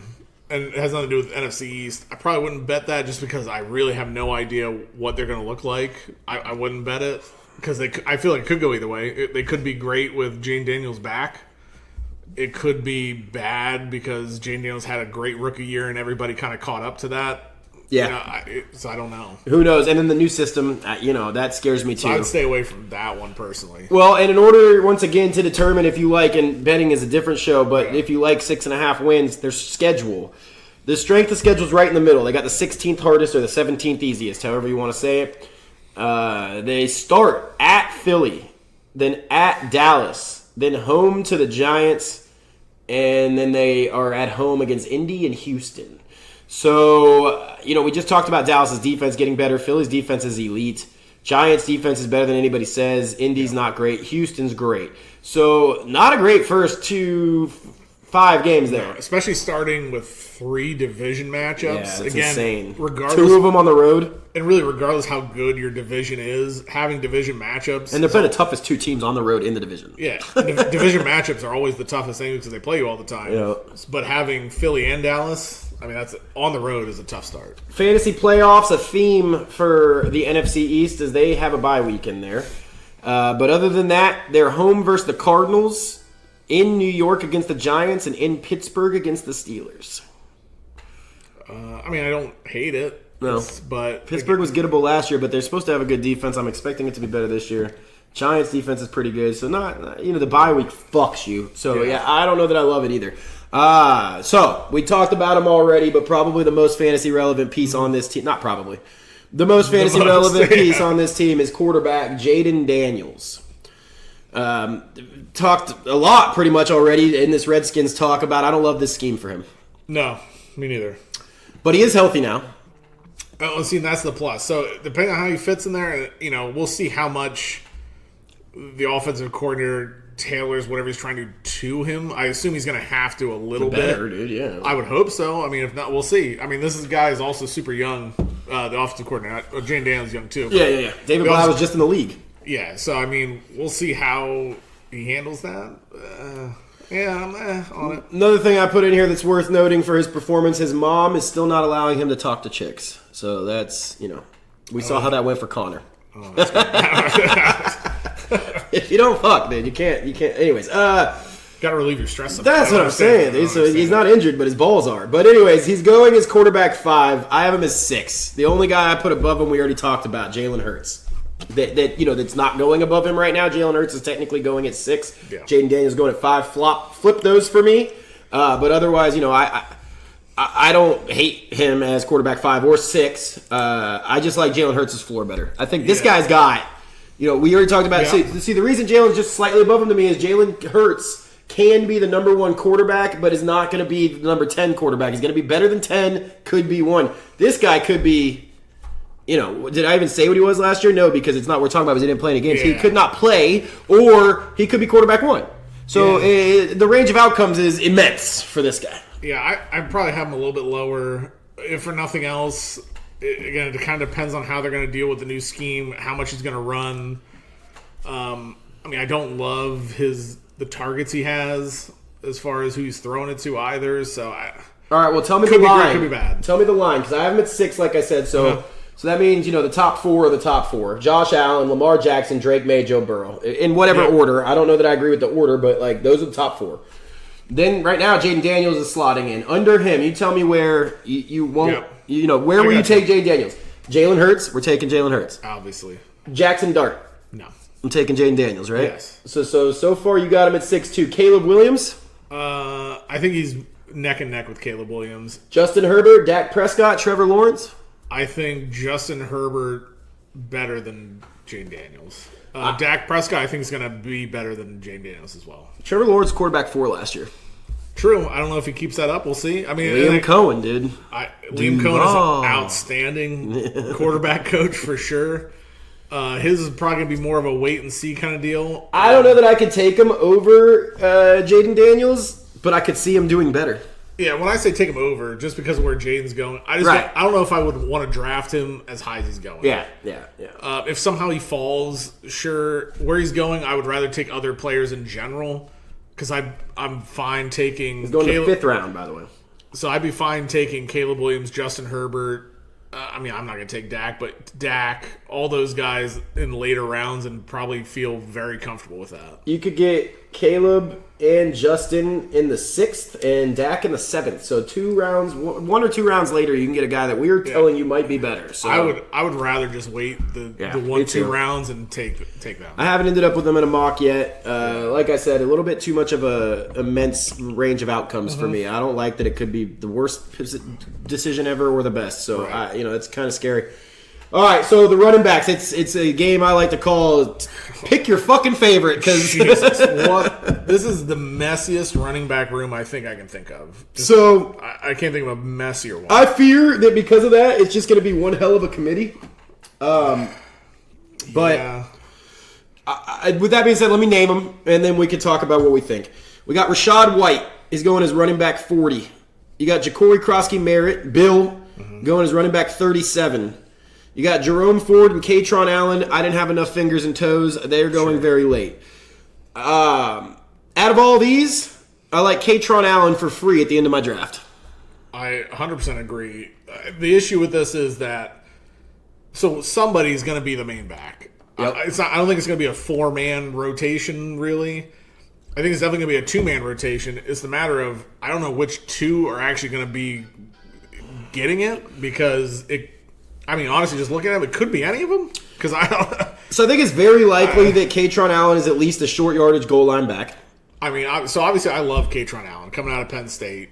They tried to give Bill many chances at goal line runs, and it did not look good. No, and really, outside of that first time when he started running it, like a half a season, outside of that, he just looked super average. Still, especially like I said, in the 5 zone there. Once you get to the 5, he couldn't seem to punch it in. I don't think Katron Allen's going to have that problem. He's a beast of a man. He is an absolute animal. Absolutely, he is. There's even talk, though, coming out of training camp that I read today, that he might be just the number 1. I love that. I think Katron Allen is going to be a number 1 in 2 years at least, or at latest. For sure. I think he could get it now, though. And they're saying that there's a chance he gets it starting the season, from what I'm reading. I wouldn't be surprised, because Katron Allen, if you watch any Penn State games, obviously, again, I'm biased because I watch every Penn State game. It was the 1-2 punch of him and Singleton, which over the last 2 years turned into he was the one. Yep. He doesn't have the breakaway speed, but he will. He's just more durable to be the every down back. Well, he's gonna break tackles. Yeah. He's that guy who, when you hand it to him, he's gonna get 5 yards regardless, and he can still break out. He might not win a foot race against what some of your safeties and cornerbacks or whatever, but he can break out, and he is an animal as far as between the tackles.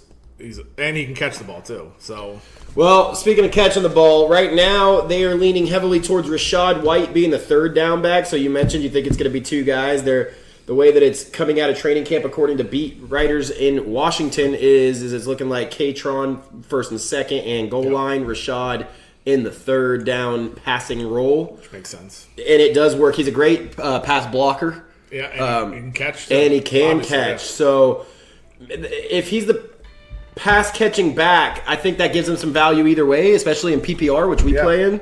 So I have found myself grabbing him from time to time in mocks. Again, he's going running back 40, so you get him pretty late. But I personally am. That's the only two that you see me grabbing. Yeah, and I mean, obviously he's coming out of Tampa where he turned into where he wasn't the main back. Yep. Still had standalone value though. Yep.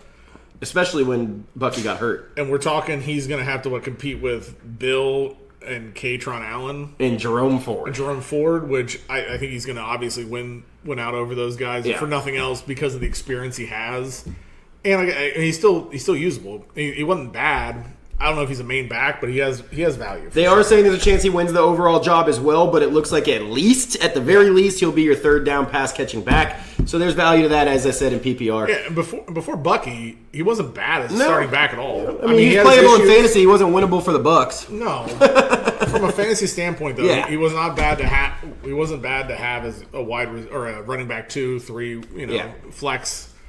So he has value. And he could be that there in a room that seems to be wide open, as we've mentioned. You know, he could be the starter, and then I think he's a flex play for sure. Yeah, maybe even a running back too. Personally, I don't want to necessarily draft any of these guys outside of probably Katron Allen. I'm picking as the last pick, right before defenses and kickers. Which another conversation for another day. I'd like to get rid of altogether. And if Rachaad White's going late too, I wouldn't mind him. He's going a little less late. Yeah, I'm not going to target. Outside of Allen, super late, I'm not targeting any of these guys. If for nothing else, because there's way too much of a crowd and it's just unknown how they're going to use them. Well, that's my problem with Ja'Cory Krosky-Merritt. He is going as running back 37, as I said. That's just too high for me. Yeah. Rachaad White is going 127th overall, so he's going in the 10th round. Yeah, I mean, Rashad, the 10th, 11th round, I don't think it's bad. I think that's fine because that's basically going to be a flex play for you. I mean, guys above him, Brian Robinson. We just mentioned Bill. Blake Corum. I think I'm taking Rachaad White over these guys because, again, none of these guys have an opportunity, barring injury, to just be the number one. And Rachaad White does. No, I think I like him over Kyle Monungai. I like him over Charbonnet. I like him over... Charbonnet's down there, too. Who else? I like him over Blake Corum. I like him over Brian Robinson. Ja'Cory Krosky-Merritt. I like him over him. So, I mean, there's plenty of... Maybe Ramondre. I mean, I might even like him over Jalen Warren some, too. I mean, I don't know. Yeah. But in general, I don't mind him late. I wouldn't target... He's going too late. So. I wouldn't necessarily target any of these guys. No, but he'll probably fall into your lap, so... Yeah. All right, so, like I said, close your eyes, throw a dart, figure out which running back is going to be the starter in Washington, but... The wide receiver room is a bit easier to determine because Terry McLaurin is healthy. That's it, and that's the one. He's going as wide receiver 25. I have him as wide receiver 20, so this is somebody I'm seeing myself draft. I think he's going way too late because of a bad couple years because of injuries. Yeah. Fourth round is where you can get him right now, and I think there's no chance he's not a top, a wide receiver 2 at least if he's healthy. I 100% agree. He has no competition for the top wide receiver. When he's healthy and Jane Daniels is healthy, I mean, he's a solid wide receiver who's going to get you wide receiver 2 production. And even without Jaden, this guy's done it with nobodies. He did over it with years. He's done it with nobody. Yeah. So I mean, Terry McLaurin's legit scary Terry. Guys that are being drafted ahead of him at his position that I am not drafting ahead of him. Jamison Williams, who I know we both agree on. Shout out Wani Football. This guy, I can't believe they paid him so much money. Devontae Adams is just getting long in the tooth. Luther Burden. We will have a talk about Luther Burden when we do that division. What the fuck are you people on Sleeper doing? How has he gotten so high on ADP? I see him going in the second round. I like the idea of Luther Burden coming into this season. I am not touching him because of how high he's gotten. Too high. That's insane. Yeah. And I'm taking Terry McLaurin over him and Ladd McConkey, T. Higgins. These are all guys, in my opinion. I think you have some argument, at least with Ladd. The only one I have an argument with is Ladd McConkey. I think he's going to have a good year, especially with McDaniels coming in. New and offense. how that is for another episode. But in general, if you draft McLaurin over him, I also would understand that. I'm not going to make fun of you for it. Yeah, I just think McLaurin is just a different level of player overall. And if that offense is half fucking, capable, then McLaurin's going to be the man. 100%. So there's one other guy worth talking about, and that's Antonio Williams, rookie wide receiver. We didn't, what I didn't do on here? Yeah, we did talk. I didn't add him to arrivals. I probably should have. we talked about this weird, crowded running back room. This wide receiver room has nobody. There's no crowd at besides all. Scary Terry. So after Scary Terry, there's a wide open path he can skip to become wide receiver 2 for the Redskins. Yeah. Right now he's being drafted as wide receiver 65 overall in the 14th round. So this is a free flyer at someone who could easily be a flex play all year if he's the starting wide receiver 2. I mean, at round 14, you're going to get a on-the-team wide receiver 2. I don't see him losing out to Luke McCaffrey or Treylon Burks. Nope. That's the addition to Treylon That's Burks. Not worth noting. Van Jefferson's in there. He I might love get me some some looks. Van Jefferson. Probably beginning of the season, you'll see more Van. Absolutely. But overall, Antonio Williams is going to be the wide receiver 2. And if you're going to get him in the 14th round, now you have a guy who's going to get looks to be like consistent targets. And let's assume that Jaden Daniels stays healthy. Of course, yep. There's gonna be enough production for 2 wide receivers. Of course, absolutely. Yeah, I mean, especially now. So, we're going to talk about Chicken Conquer. Yeah, no, that's perfect because that's what we're gonna talk about now. So that's exactly what I was gonna say too. You got Nkonkwo coming over, but you lost Ertz. You lost Ertz, who he was comfortable with. So you got Chig, who I think is a great tight end, or at least I think he's a really good tight end. But it's not someone Jaden Daniels has like a comfortability with. Not yet. So I mean, Antonio Williams has just as much of a chance just to be that safety player. They're starting with the same clean slate. Zach Ertz, when healthy, was demanding over 20% of the targets as a tight end. That's which is crazy. Wild. He was like 36, 37 years old. So there's a lot of targets open, and I don't think they're all going to go to Chig. Well, I think Chig, we're going to talk about it right now, is going to do great. Wide receiver 65 as a wide receiver 2 on what we're hoping to be a good offense is just crazy to me. I think that this is a free flyer for anybody, and this is one of the. We'll have an episode of sleeper picks. This is going to be one of them. Yeah, I mean, just even if you talk same with Katron. If you talk about a middle of the road average offense. Wide receiver 2 still wide useful in receiver fantasy. 2 is a flex player. Gets you points. Yeah. Yep. And you're able to get him in the 14th round, or possibly he's not going to get drafted. Like that's great. So again, if you get him in the last pick of your draft, and then we assume that Jaden Daniels is going to stay healthy, and then we assume that this offense is going to be better than it was last year because Jaden Daniels is healthy, there's no chance this guy's not at least a flex if he's wide receiver 2 for that team. 100%. And we assume he's going to be wide receiver 2 for the team because we just mentioned his competition. So I think it's a no-brainer where he's going. Obviously the last pick, I usually, again, depended on the makeup of my team. If I've got 7 wide receivers already, I'm probably not taking a flyer on a receiver. But if you have open availability to take a flyer on anybody you want, this is a great fucking pick at the 14th. I mean, how many rounds we got? We got 17 in ours? That's a good 17 question. rounds? I'll tell you right now. Yep. Yeah, so 17 rounds. So 17, 16 is your defense kicker. Yep. So you're getting second to last pick, pretty much. 12 to like 15 are basically all just. I always take. Yeah, you're just looking for upside. That's all I do. Yep. Is look for pure upside. So getting him in there. Katron Allen, Antonio Williams, both the rookies on the Redskins. Huge upside. Yep. Yeah. I totally agree. All right, so you said it already. You tried to transition us so smoothly, but we talked too fucking much. That's what we do. That's just what we do. Tight end Chigakonkwo. He's going as tight end 23. So fucking undrafted. Yeah. He finished as tight end 24, but he was on the fucking Titans. Okay? Yeah. It was the worst offense in the league. And as mentioned, now on what we expect to be a better offense if Jaden's healthy.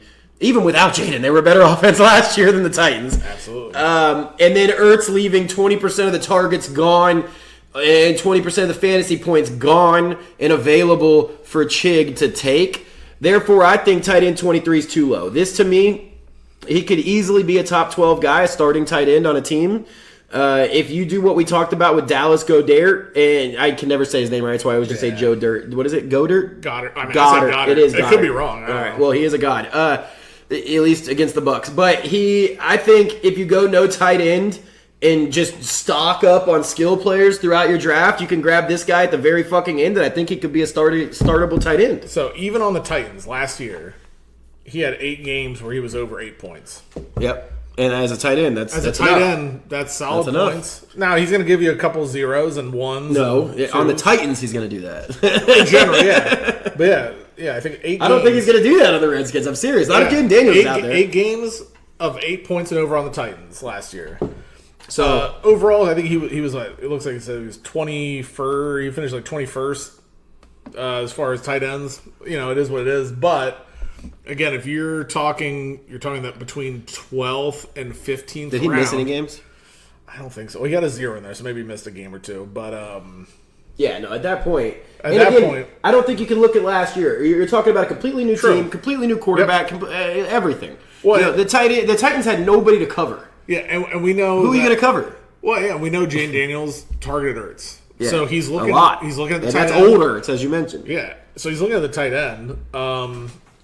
He has young quarterbacks tend to do. Yeah, he has no competition at all at tight end. I didn't even write anybody down, so yep, I'm with you there. And again, I think he's a good player for sure. He could be a really good player. He's not a league winner. No. But, you know, how he can help you win your league is that you draft a league winner when everybody else is drafting a tight end in the middle of the draft, and you are taking, I don't know, because where are these tight ends going, bro? Some of them are going second, third fucking round. So if you could skip all of that and just keep picking running backs and wide receivers, and then at the very end grab this guy. Well, I think you said to me before, too, whenever we did our mock draft that we recorded, right? So let's say if you go running back heavy first, and then you're just grabbing a lot of wide receiver twos, hoping someone breaks out. Mm-hmm. Well, this allows you, taking Chikaku late allows you to grab your maximum amount of wide skill players. Yeah, it lets you grab a bunch of these skill players who could and should score more points than that anyways. And that goes for the flip. If like in my position on that mock that you're talking about, I had to take 2 receivers just because I couldn't pass up Justin Jefferson and Amon-Ra. Right. And so then it's like, I got to fucking stack up and hope to get one of these mid-level running backs that can become a running back one. Yeah. And so then I have to pick 5 running backs in a row. Well, now I can grab a tight end whenever the fuck I want. You know, in the 13th round, I can grab Chikaku, who's going to average me 8 points. I mean, I think better. And he's going to possibly, but he's going to. I'll just say average you 8 points. If you get a tight end in the 13th round who's averaging you 8 points, that allows you to pick all kinds of other players before that. I'd beg to differ. I don't think there's a whole lot of people outside of those top 4 tight ends who are going to consistently get you 8 points. Well, by ADP, he's technically going in the 12th round.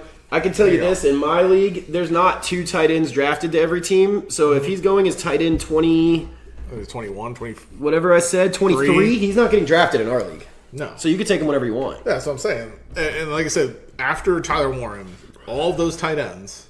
It's more of just who you like better in general. They're all going to get you roughly the same points. If you can't get one of those top 4, then you might as well wait and pick Goddard or Chig or not Jake Ferguson. He goes too early. You don't have to believe me. Look at the numbers.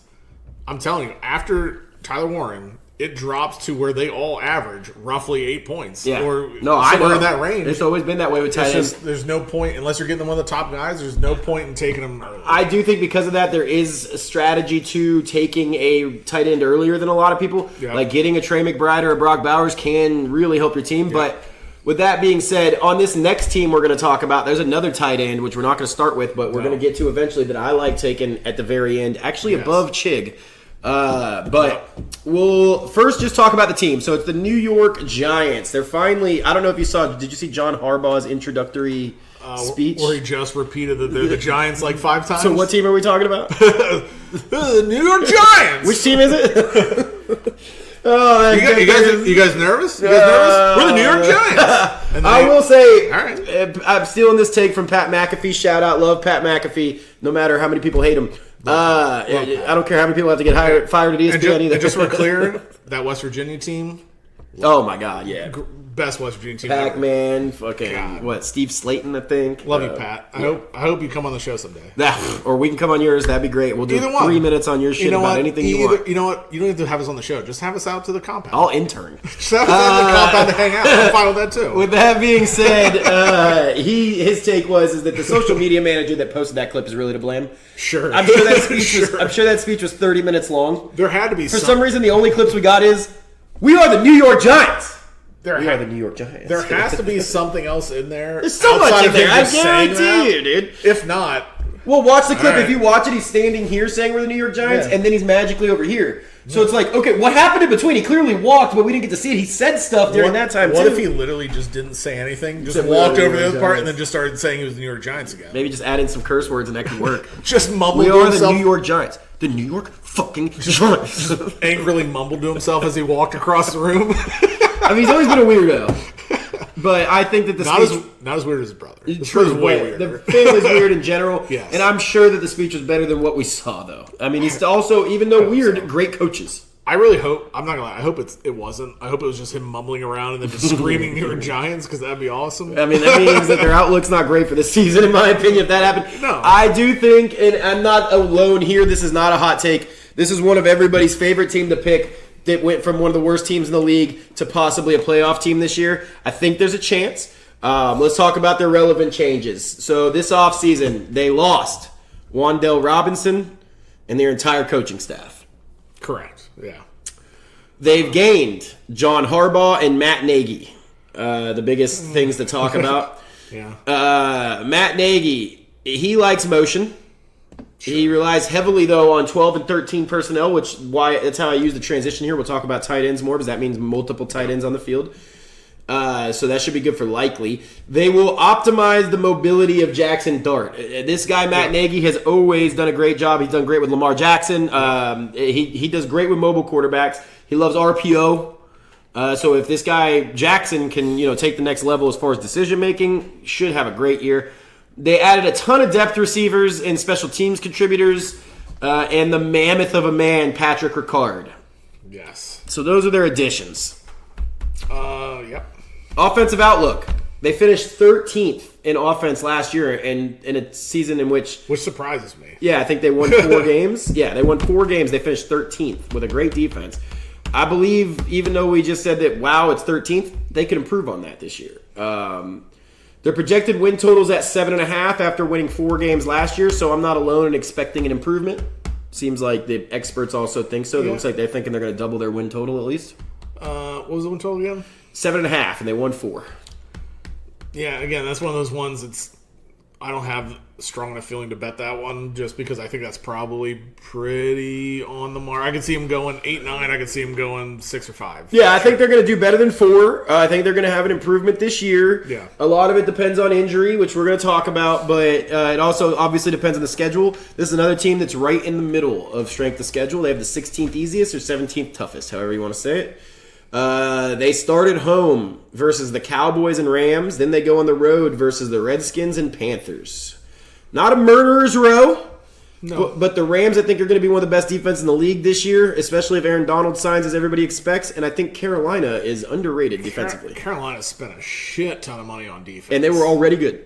Yes, but they spent good on defense, which I was surprised at how good they at least look on paper. We'll see how it turns out. But They took that they took Jalen Phillips from y'all is probably the biggest thing that they got. But although they just have Scout, and I think might be out for the year. yeah, he is. No, he tore his Definitely ACL. out. Yeah. Fantasy playoffs schedule. They got a bye. As I said, it's a thing for the NFC East. Then they got Pittsburgh at home, and then they go on the road.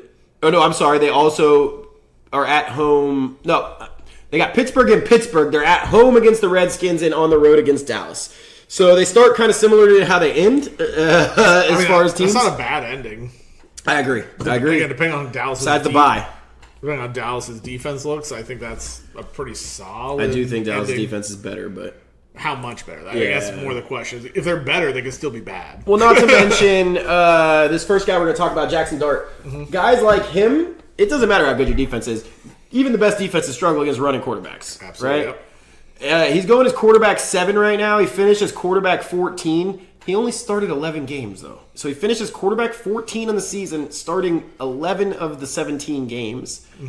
Some of that's injury. Some of that is the first 3 was being a rookie. They didn't start him right away. I think they started Russell Wilson. But so assuming health, he should be able to achieve or surpass 7, in my opinion. Yeah, I mean, if you look at how John Harbaugh has handled Lamar Jackson and Nagy, even how he, I mean, you can say what you want about how much he really had to do with Mahomes outside of, the head coach there. Andy Reid. Andy Reid, there we go. How can you forget Philly legend? I don't know. I've been drinking. I don't But if you look even back, like how he handled like Mitch Trubisky and stuff, they actually had a good year. Well, as I mentioned, he loves the running type. He made Patrick Mahomes run more and better than ever before. So I mean, I don't think he's definitely not gonna make Jackson Dart worse. That's for sure. The problem is, right? The reason that I'm probably not taking him as quarterback 7 is the way he plays. It scares me if he's on my team. So, I take my fantasy pretty serious. It says if I own my own team, I don't want a guy who runs like that on my team. It's fun to watch if I'm not a fan, and I'm not. Sure. So, I'm a fan of the guy. I'm not a fan of the Giants. I like watching him play. I love his swag. White boy got some motion or whatever they say. But it's hard for me to rank him above these quarterbacks. And there's a lot of them. Caleb Williams, Justin Herbert, Dak Prescott, and Trevor Lawrence. I would take all of those guys over Jackson Dart. And that has nothing to do with me being an Eagles fan. I think there's just too many question marks with Jackson Dart to take him higher than those guys. So I have him as quarterback 11 is what that means, which I think is fair. I mean, again, he was 14, only starting 11 games, so I think he'll easily get 11 if he plays. Yeah. It's just the fact that he might not play makes me lean towards these other guys, as you mentioned. The running is so important for fantasy, and he's so good at it. His style of running. And maybe Harbaugh is a fucking pro. Maybe Harbaugh can rein him in. That's what we got to hope for, because if not, I worry about the most important ability, which is availability for this guy. Yeah, and I would assume Harbaugh is going to work in some more option play, too, where it's more design than him just scrambling around and just running for the hills. But he still has to know when to go down. You can't Baker Mayfield has the same problem, which is another show. But I agree. I would say, though, it's different. You're too important to go fucking head-to-head with these guys. I 100% agree. I do think it's a little different, though, when you're designing it, like designing a run for him, as opposed to him just running for his life and just doing whatever. I think there's maybe a little more attention to, if you're designing it, hey, this is what you're going to do as far as how you're going to finish the run, as opposed to him just scrambling and kind of trying to get whatever yards. Yeah. I could be wrong, but hopefully. I mean, I think that he needs coaching, clearly. Like, somebody needs to get through to him, that he needs to sometimes take a dive, and that's okay. Slide, whatever they call it. But like, what worries me is this next guy as far as professional transitions. This next guy is probably his best friend on the team, and this guy is never going to slide. You understand me? So, Cam Scattaboo is the running back that's worth drafting on the New York Giants. Again, it's the same situation here. Yeah. So fun to fucking watch. Fan of the guy. Love the guy. Funny as shit. Love the guy. But might be mentally challenged. I heard him say something, dude, that changed the way I ate tacos forever. He was on some stream, and he was like, I gotta ask you. He's talking to, I don't know, one of these streamer guys, Neon or fucking, I Show Speed or whatever. And he's like, when you eat a taco, do you dominate the taco or do you let the taco dominate you? And they were like, what the fuck are you talking about? That means. And he said, do you eat the taco normal or do you turn your head to eat it? And so he was showing how he eats a taco, which is insane. But just straight up into his mouth. No, you turn it or your head. And he's like, but if you turn it or your head, you're letting the taco win. And that is a perfect example of who this fucking guy is. Yeah. I've tried to eat it the way he said because he made me feel like a bitch for letting the taco win. It's impossible. Well, no, it makes no sense. It was such a mess, dude. I tried, and I hurt myself. But his running style is a style that is susceptible to injury. His running style matches that statement, and the fact that he didn't believe in concussions. Yep. I feel like those statements match the style of running he does. So with that being said, very reckless. And I know dumb. It's so fucking fun to watch, but Jesus Christ. And then the fact that he's coming off an injury and the first thing he does is a backflip on the ground. Where he just absolutely does not land it. He's my favorite type of retard. I love this guy, but he's going as running back 21. He finished as running back 39 despite only getting 50% of snaps, so really being a starter in 6 games, because there was 3 games he played where he wasn't getting 50% of snaps, then he got hurt. He played 6 games where he was the starter and finished the season as a flex play. I mean, so in my opinion, if he stays healthy, way above 21. No, he just scares me. Just his off-field antics and the way he runs absolutely would scare me from drafting him. So, because of the risk of you hit it on the head, the risk of the low floor, because the floor could be as low as 0 points because he's killed himself. Correct. Yeah. Right? So because of that, I'm also not picking him. I have him as running back 23, even though I just finished telling you, I think if he's healthy, he's probably a running back 1 in fantasy. like a top 12 guy, but I don't know that he's going to stay healthy. We just talked about it. You've got safer options going below him, like David Montgomery, DeAndre Swift. I like both of them better. Quinshon Judkins, maybe. That's right on the line right there, probably. Chuba Hubbard, I like better. Well, we need to talk about Chuba Hubbard on our NFC South one because what's his fucking name? Jonathan Brooks? Yes, I think he's coming. But anyway, we'll talk. Jardarian Price is also below Yeah. Cam Scatterbo, and I would much rather wait and grab me a Jardarian Price than takes Cam Scatterbo where he's currently going. So he's probably not going to end up on any of my teams, which I'm torn about because, man, I would love to watch him and cheer for him. Yeah, I mean, he is funny as shit. I would love to... I'd love to party with him. Yeah, me I think too. that'd be a lot of fun. Yeah, he'd be a great shotgun sports athlete for sure. Oh man, if you're watching somehow, if you just stumbled upon I'll send this, it to him. as you should. I take back any negative thing I said about you. Dude, you're an awesome person. If you'll come on the show, I'll race Tom and eating 3 tacos the way you say to eat them. Yeah, for sure. I'll do that. We'll shotgun a beer and eat the tacos. Same time, yeah. And fuck it, if you come on the show, I'll draft you. I'll draft you in the first round. I don't care. Maybe that's why you come on the show. As welcome to our team. Yeah. His backup, you worry for competition is not a worry for competition to me. It's Tyrone Tracy. Scatterbo got hurt last year, as we saw and said. We saw what Tracy could do with Scatterbo being hurt, which is nothing. Yeah. So this isn't even a real insurance back because when Scatterbo got hurt, he was splitting time with Devin Singletary. Yeah. So, and I imagine that would be the same again. So, in my opinion, I think he's being drafted. I don't think you should. Oh, I wouldn't draft Tracy. No. And I've seen him get drafted in some of our mocks. I wouldn't draft him even late. There's way better late round guys with way higher ceilings that I would rather draft that have chances to actually get like carries now. So I wouldn't draft him. Totally agree. So that's enough talking about him. Probably too much. Yeah. It's similar here. This is like I said. Once we get down to here, we're running out of people to talk about. There's really one wide receiver that's really worth talking about. We'll touch on a couple others, but Malik Neighbors. So this one's very interesting to me. I think this guy could be a top 1 wide receiver by the end of the season. I mean, if you look at him prior to him getting hurt, he was fantastic. He was a top 5 receiver, maybe top 3 receiver even. Like he was and in college, killing it. And in college, he was elite. Yes. So again, he could be the best receiver of the league. He could be hurt still. He's going as wide receiver 8. I have him as wide receiver 9 just because I mentioned earlier I like George Pickens better. And the only reason I do is you got Crazy George on a contract year, and you've got Malik Neighbors coming off of 2 surgeries, only playing in 3 games.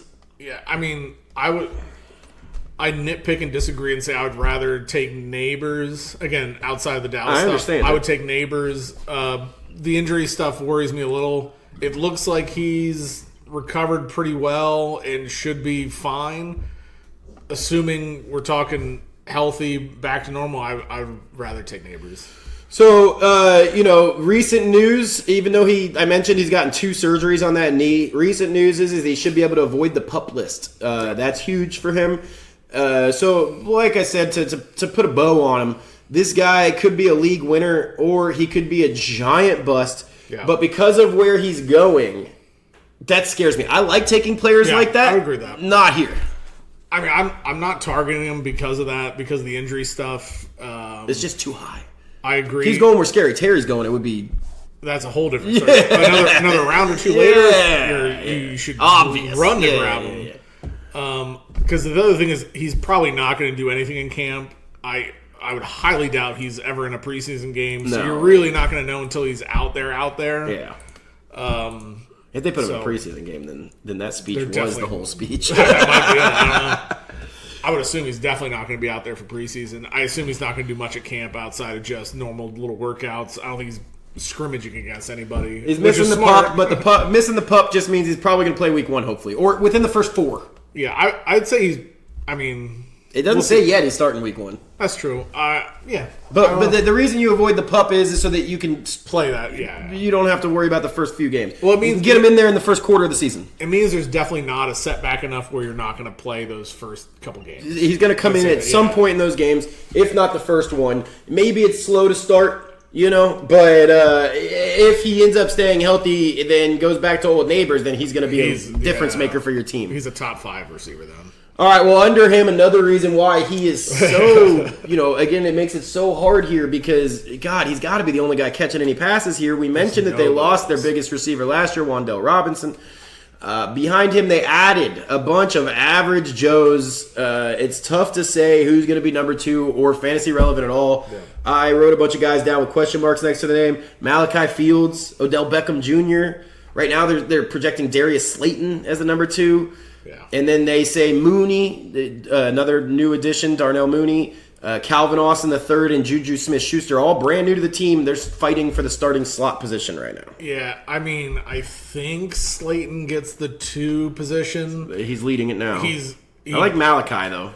Yeah, well, it's the only thing is Slayton has an edge up on all of them because he played there. Yeah, already. Forever, yeah. And he was the 2 last year, I think, before he got hurt. OBJ is washed. OBJ's done. There's nothing left of him. He can't be the number 2. He'll have some flashes, I bet. But. Calvin Austin had flashes in Pittsburgh here and there. I drafted Calvin Austin before, assuming he was going to do something. He really didn't do anything. Juju, same thing. So yeah, I think the problem with Calvin Austin is I'm going to go ahead and project that Darnell Mooney wins the slot job. So I think Mooney is probably better than all of those guys. Has been recently. He has been. I don't think I'd draft any of them unless if you get Neighbors early, then late I would say look at Mooney or Slayton. As I like Malachi Fields as the last pick maybe if you have Neighbors. So that's the only reason I would ever look at any the fact that we can just sit here and just keep saying it though is what the scary part is. Nobody fucking knows who the next real man up is. So if you get if you get Neighbors early. Look at one of them and I guess just take a guess on which one you think would do anything. Or keep an eye on them on the waivers because they're probably not going to get drafted anyways. Yeah, that's the only reason I'd take any of those guys is if I had Neighbors. All right, so then there's one more position left that has fantasy relevance on this team, and that's tight end Isaiah Likely. And as I started this whole team with, the new system favors multiple tight ends on the field at all times. It seems Nagy likes one blocking, one receiving, and Isaiah Likely's not going to be the blocking one, right? No. So that means there's going to be tight end production in New York. And then especially as we just mentioned, there's no real number 2 receiver, right? No, and I think Theo Johnson had a pretty decent year last year. He was tight end number 18. Yep. And so that means Isaiah Likely is going to be competing strictly with Theo Johnson for touches. We know that Harbaugh more than likes Likely. Yes. And early reports out of training camp are saying that there's a very big connection growing between Jackson Dart and Isaiah Likely. And it's also projected, as mentioned, that Nagy is going to have Likely play the receiving one and Theo Johnson do a lot more blocking. Yeah. So this is the only draftable tight end because of all that news. Yeah, and I'll tell you, here's the difference between them, right? Theo Johnson is 6'6", 260. Isaiah Likely 6'4", 240. Yeah. So one guy's a tackle and the other guy's a receiver. Which one do you think? Which one do you think is going to block? Which ones do you think line up? In the slot maybe. Likely has always been the absolutely. Yeah. So even going back to college, 100%. This is what, like I mentioned when I transitioned to the team. Well, first off, he's going as tight end 17. So, like I mentioned with a bunch of the other teams today, if you go that no tight end strategy and just load up on skill players before. This is one of these guys you could draft at your draft and have him as a starter all year. I personally have him as tight end 12, so just barely a starter, but still a starter. And I think that the ceiling is much higher. Oh, 100%. I think Isaiah Likely is going to do really well on the Giants. It's very likely. There you go. Like what I did there? Look at you. Just based on how they used even Theo Johnson last year, kind of came in. I love Theo Johnson. He's another Penn Stater. Loved him. I think he's from Canada. Pretty cool dude. I don't love that. Well, I don't know. Whatever. But anyways, Isaiah Likely is obviously a way better receiver than him, and Theo Johnson still did really well with him. Isaiah Likely, we've seen him do great with the Ravens when he gets the ball. Yeah, or when Mark Andrews was or when hurt. Mark Andrews is out. So obviously, I think he's definitely draftable. He's one of these guys where we've said it a ton of times where you can get him pretty late. Yeah. 10th round. Yeah. So I mean, again, that's one of those things where you can get so many other skill players and then wait until the 10th, 11th round to get Isaiah Likely. That's a win. And to give you an idea of what we keep talking about here with this take a tight end as late as you can strategy, guys that are getting drafted above him, I just mentioned that we're getting Isaiah Likely, what did I say, 12th round? 10th round. 10th round, yeah. Guys getting drafted much earlier than that. You got Aronde Gadsden in the 7th.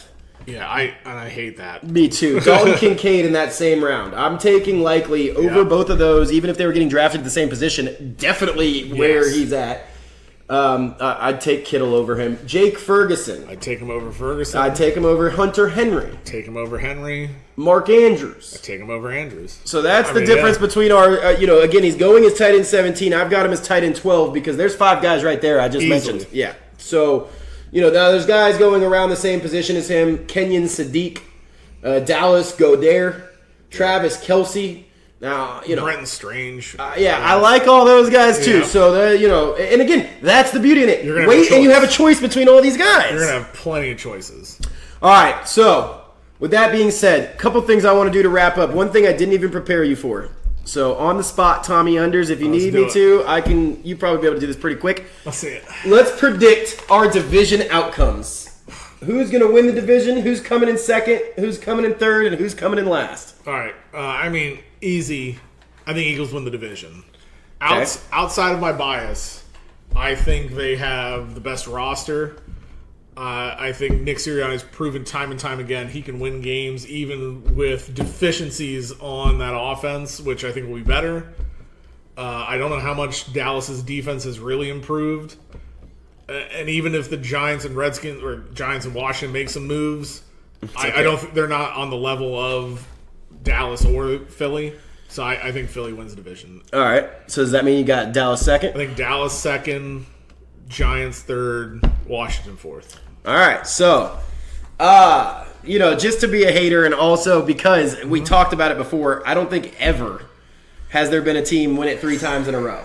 It has. It's been so just a very long time. Just for the statistics, for the percentage chance. Do it, yeah. And because you said something in there that I'm actually pretty certain about. All right. Which is the Cowboys' defense. I think they got a lot better, especially on the defensive line. After losing Micah, they were terrible, but they have gained so many players since then. I'm going to go ahead and take Dallas first. I'd be a retard not to take Philly second at that point. And then I'm going to agree with you, I think, as far as third and fourth. Because you said Giants third? Yep. And I'm going to go Redskins fourth. Strictly there off of, by the way, for the third and fourth, defense. I just think that even if Jaden Daniels comes back and plays well, their defense is not going to be able to keep up. I mean, their biggest players were all like already well over 35. Like they're an old defense, and they lost some of those guys too. And they were already not that great. Yeah. I just don't see him doing a ton. Sorry, I can Redskins. I can see him improve a game or two. I don't see him making a push to do anything. Really if they change their name back, I'd take them third. But in the meantime, last thing before we go, and then we will see you guys for our next divisional breakdown. We are going to, every episode here, we are going to give what we call our flex offender of the division. So we have our flex offender of the NFC East. First, let me tell you what a flex offender is. Some of these shows, we might not agree, and we each have our own. For this one, special treat for you guys, we agree. Yeah. So, a flex offender is a player going very late or not at all in drafts who we think could end up being an every week flex play. So that means, top 36 at their position, right, in a 12-team league. Yeah. And I'll give you another one, too, on this one. Okay. We both agree, I think, on both of them, though. 100%. I think we agree on both of them. So, God, I'm sorry. No, who is it? I want to hear who it is. Oh, the other. Well, give me the second one. Yeah, the second one. Yeah. Was it Antonio Williams? Yes. Yeah. Yeah. So both of them. Heads up, both of them are going to be from Washington, which makes sense because they're kind of up in the air on what they're doing. We talked about it before. That wide receiver room outside of McLaurin is just wide open. he has the best chance to become a wide receiver 2 in real life on the team. Yep. And again, on an average team, your wide receiver 2 is easily a flex play, assuming Jane Daniels. Maybe even a wide receiver too. I mean, Correct, yeah. So assuming Jane Daniels is back to normal, and with the scheme how it works, I think Antonio Williams has a solid chance to be a flex play the whole year. I totally agree. Now, there's somebody else that I think is a great flex play in this division, but he doesn't qualify for that first part I said, so I just want to make sure we're clear again. This has to be somebody that's a sleeper, getting going very, very late in drafts that we think could become a starter on your team all year. Yep. So the Mekhi Lemon is somebody else I think is a great flex play. However, It's being drafted as the 30th receiver or something around there, so that's too high.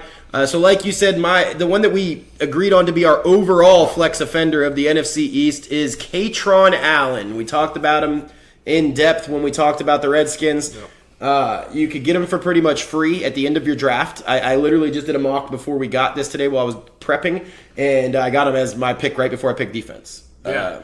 I've seen him go plenty of times where he doesn't get drafted at all. So, I mean... And if he's the running back 1... Yeah, he's going to get on a good offense. Touches. Yeah. Yeah. And again, even if you're... And a bad defense. Just so we're clear, even if you're talking about... And again, you got to look at it this way.